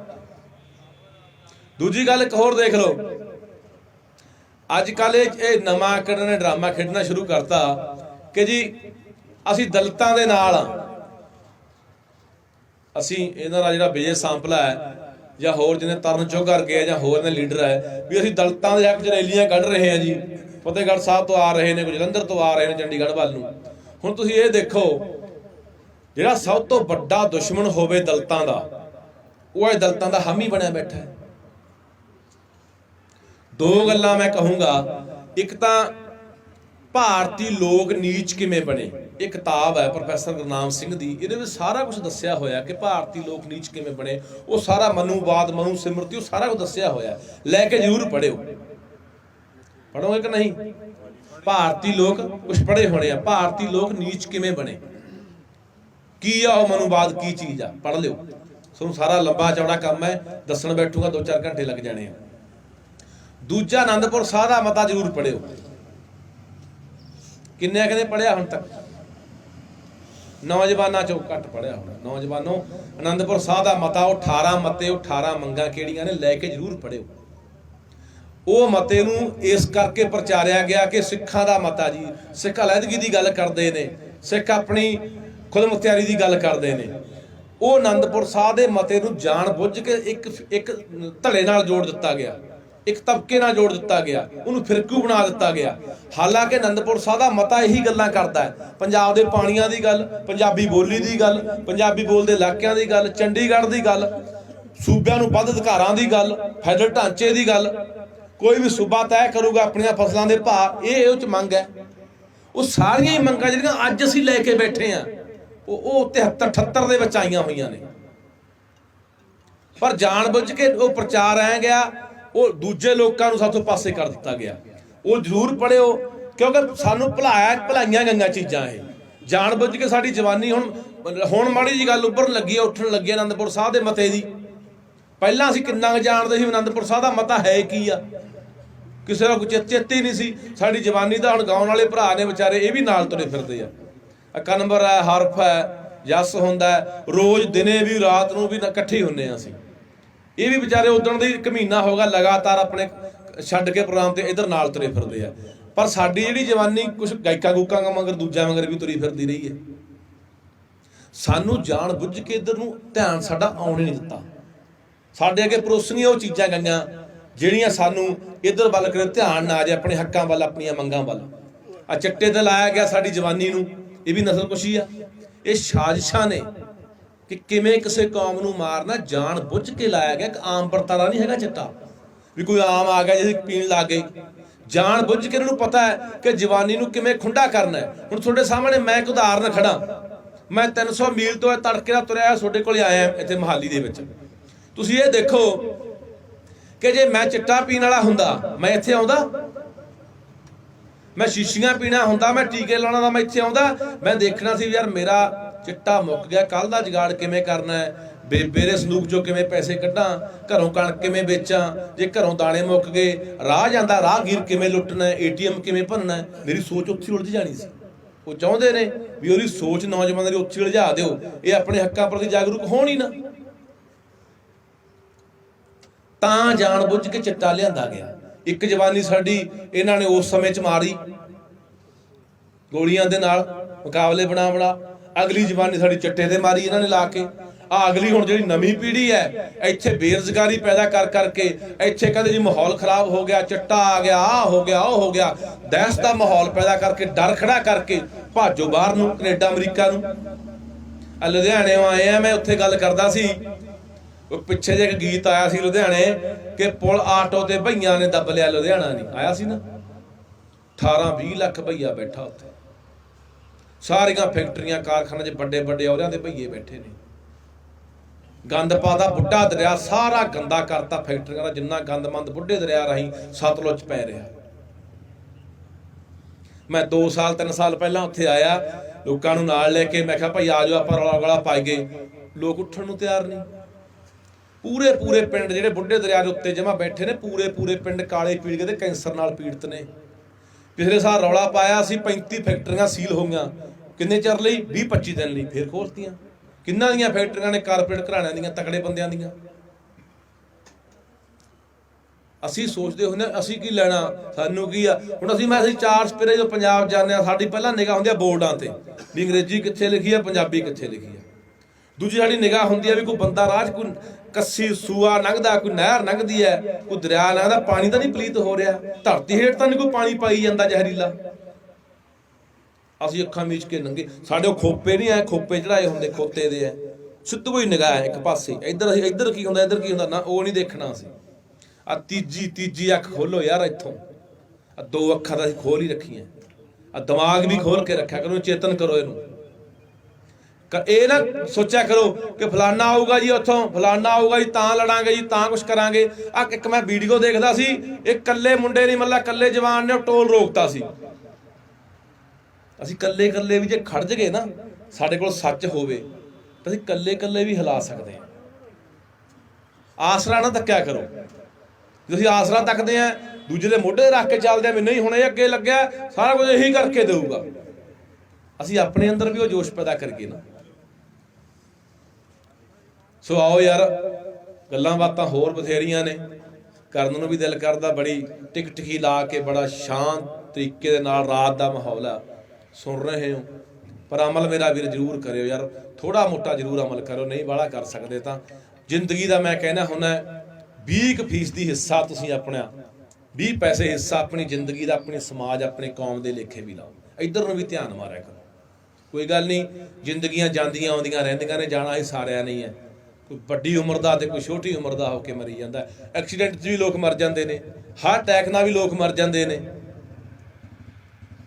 ਤਾਂ ਇਸ ਕਰਕੇ ਮੈਂ ਕਹਿਣਾ ਕਿ ਯਾਰ ਜ਼ਿੰਦਗੀ ਸਾਡੀ ਉਹੀ ਸਫਲ ਹੁੰਦੀ ਹੈ, ਸਾਨੂੰ ਜਿਉਂਦਿਆਂ ਨੂੰ ਵੀ ਮਾਣ ਹੋਵੇ ਕਿ ਹਾਂ ਆਪਣੇ ਸਮਾਜ, ਆਪਣੀ ਕੌਮ ਲਈ ਜਿਉਂ ਰਹੇ ਹਾਂ, ਜਿੱਦੇ ਮਰਾਂਗੇ ਉੱਦੇ ਵੀ ਮਾਣ ਹੋਵੇ ਕਿ ਕੁਛ ਨਾ ਕੁਛ ਆਪਣੀ ਕੌਮ, ਆਪਣੇ ਸਮਾਜ ਲਈ ਕਰਕੇ ਮਰੇ ਹਾਂ। ਇੰਨਾ ਜ਼ਰੂਰ ਆਪਣੇ ਦਿਲ ਦੇ ਵਿੱਚ ਖਿਆਲ ਰੱਖਿਆ ਕਰੋ। ਧੰਨਵਾਦ ਸਾਰਿਆਂ ਦਾ, ਬਾਈਆਂ ਦਾ ਜਿਨ੍ਹਾਂ ਨੇ ਸਾਰਾ ਪ੍ਰਬੰਧ ਕੀਤਾ। 5 ਨੂੰ ਤੇ 26 ਤੇ 27 ਨੂੰ ਲਾ ਦਿਓ ਹੁਣ ਤੋਂ ਸੁਨੇਹੇ ਕਿ ਵੱਡੇ ਕਾਫਲੇ, ਵੱਡੀ ਗਿਣਤੀ ਲੈ ਕੇ ਜਾਣੀ ਹੈ। ਮੈਂ ਫੇਰ ਕਹਿਣਾ ਵਾਰ ਅਖੀਰ ਦੇ ਉੱਤੇ ਕੱਲ ਨੂੰ ਟਰੈਕਟਰ ਰੈਲੀ ਹੈ ਜੀ, ਕੱਲ ਨੂੰ ਨੌਜਵਾਨੋਂ ਇੱਕ ਟਰੈਕਟਰਾਂ ਦੀ ਰੈਲੀ ਰੱਖੀ ਗਈ ਹੈ। ਇੱਥੋਂ ਕਿੱਧਰ ਨੂੰ ਜਾਣਾ? 8:30 ਵਜੇ ਇੱਥੇ, 8:30 ਇੱਥੇ ਹੀ ਆਉਣਾ। ਰਾਤ ਨੂੰ ਆਹੀ ਟਾਈਮ? ਨਹੀਂ, ਸਵੇਰੇ ਜੀ, ਸਵੇਰੇ ਤੜਕੇ ਦਾ ਟਾਈਮ ਹੈ। ਤੇ 2 ਤਰੀਕ ਨੂੰ ਸਿੰਘ ਸਾਹਿਬ ਭਾਈ ਰਣਜੀਤ ਸਿੰਘ ਜੀ, 2 ਤਰੀਕ ਨੂੰ ਇੱਥੇ ਸਿੰਘ ਸਾਹਿਬ ਭਾਈ ਰਣਜੀਤ ਸਿੰਘ ਜੀ ਉਹਨਾਂ ਨੇ ਆਉਣਾ 2 ਵਜੇ। ਰਣਜੀਤ ਸਿੰਘ ਆਪਣੇ ਸਾਬਕਾ ਜਥੇਦਾਰ ਜਿਹੜੇ, ਹਾਂ ਉਹਨਾਂ ਨੇ ਆਉਣਾ 2 ਵਜੇ ਤੇ 2 ਵਜੇ ਦੁਪਹਿਰੇ 2 ਵਜੇ ਉਹਨਾਂ ਦੇ ਵਿਚਾਰ ਵੀ ਸੁਣਨੇ ਆ। ਬੜੇ ਬੇਸ਼ਕੀਮਤੀ ਵਿਚਾਰ ਹੁੰਦੇ ਨੇ ਤੇ ਬੜਾ ਵਧੀਆ ਲੱਗ ਰਿਹਾ ਯਾਰ, ਬੜੇ ਸਮੇਂ ਬਾਅਦ ਐ ਗੱਲਾਂ ਕਰਨ ਨੂੰ ਦਿਲ ਕਰਦਾ, ਕਿਉਂਕਿ ਜਦੋਂ ਐ ਸੁਣਨ ਵਾਲੇ ਹੋਣ ਨਾ, ਉਹ ਖਾਸ ਕਰਕੇ ਜਵਾਨੀ ਜਿਹੜੀ ਕਦੇ ਸੁਣਦੀ ਨਹੀਂ ਹੁੰਦੀ। ਮੈਂ ਕਾਲਜ ਪੜ੍ਹਦਾ ਸੀ ਨਾ, ਮੈਂ ਧੱਕੇ ਨਾਲ ਘੇਰ ਕੇ ਬਹਾਉਂਦਾ ਹੁੰਦਾ ਸੀ ਵੀ ਆਓ ਅੱਜ ਇੱਥੇ ਬੈਠੇ ਗੱਲਾਂ ਕਰਨੀਆਂ ਨੇ। ਉਹ ਧੱਕੇ ਨਾਲ ਮੇਰੇ ਅੱਧਾ ਪੌਣਾ ਘੰਟਾ ਬਿਠਾਏ ਤੋਂ ਬਹਿ ਜਾਂਦੇ, ਫੇਰ ਭੱਜ ਜਾਂਦੇ ਸੀ। ਪਰ ਹੁਣੇ ਚੰਗੀ ਗੱਲ ਇਹ ਹੋ ਰਹੀ ਹੈ ਕਿ ਹੁਣ ਬਿਨਾਂ ਬੁਲਾਏ ਤੋਂ ਆਪ ਹੀ ਆ ਰਹੇ ਨੇ। ਬਹੁਤ ਸੋਹਣੀ ਗੱਲ, ਜਿਵੇਂ ਹਰਫ ਨੇ ਬੋਲਿਆ, ਮੈਂ ਲੁਧਿਆਣੇ ਦੇਖਿਆ ਕਈ ਮੁੰਡੇ ਨਾ, ਨਵੇਂ ਨੌਜਵਾਨ ਬਹੁਤ ਵਧੀਆ ਬੋਲਦੇ ਨੇ, ਮਾਈਕ ਤੇ ਆ ਕੇ ਬਹੁਤ ਵਧੀਆ ਸਵਾਲਾਂ ਦੇ ਜਵਾਬ ਦਿੰਦੇ ਨੇ ਪੱਤਰਕਾਰਾਂ ਦੇ, ਵਧੀਆ ਬੁਲਾਰੇ ਪੈਦਾ ਹੋਏ, ਬਹੁਤ ਵਧੀਆ ਗੱਲ ਆ। ਤੁਸੀਂ ਵੀ ਨੌਜਵਾਨਾਂ ਨੂੰ ਇਹੀ ਕਹਿਣਾ ਵੀ ਵਾਤਾਵਰਨ ਤੇ ਬੋਲਣਾ ਸਿੱਖਿਆ ਕਰੋ। ਇੱਕ ਵਾਰੀ ਬੰਦੇ ਨੂੰ ਝੱਕਾ ਜਾ ਹੁੰਦਾ, ਫਿਰ ਤਾਂ ਬੰਦਾ ਹੌਲੀ ਹੌਲੀ, ਜਿਵੇਂ ਕਿਤਾਬਾਂ ਪੜ੍ਹੋਗੇ ਨਾ, ਲਿਟਰੇਚਰ ਸਾਹਿਤ ਵਗੈਰਾ, ਇਤਿਹਾਸ ਦੀਆਂ ਕਿਤਾਬਾਂ ਪੜ੍ਹਦੇ ਹੋ, ਅਖਬਾਰ ਹੋਰ ਪੜ੍ਹਿਆ ਕਰੋ, ਤਾਂ ਫਿਰ ਬੰਦੇ ਨੂੰ ਬੋਲਣਾ ਬਾਲਣਾ ਦੇ ਵੀ ਸਾਰਾ ਸਿੱਖਿਆ ਆ ਜਾਂਦੀ ਹੈ। ਧੰਨਵਾਦ ਜੀ। ਵਾਹਿਗੁਰੂ ਜੀ ਕਾ ਖਾਲਸਾ, ਵਾਹਿਗੁਰੂ ਜੀ ਕੀ ਫਤਿਹ।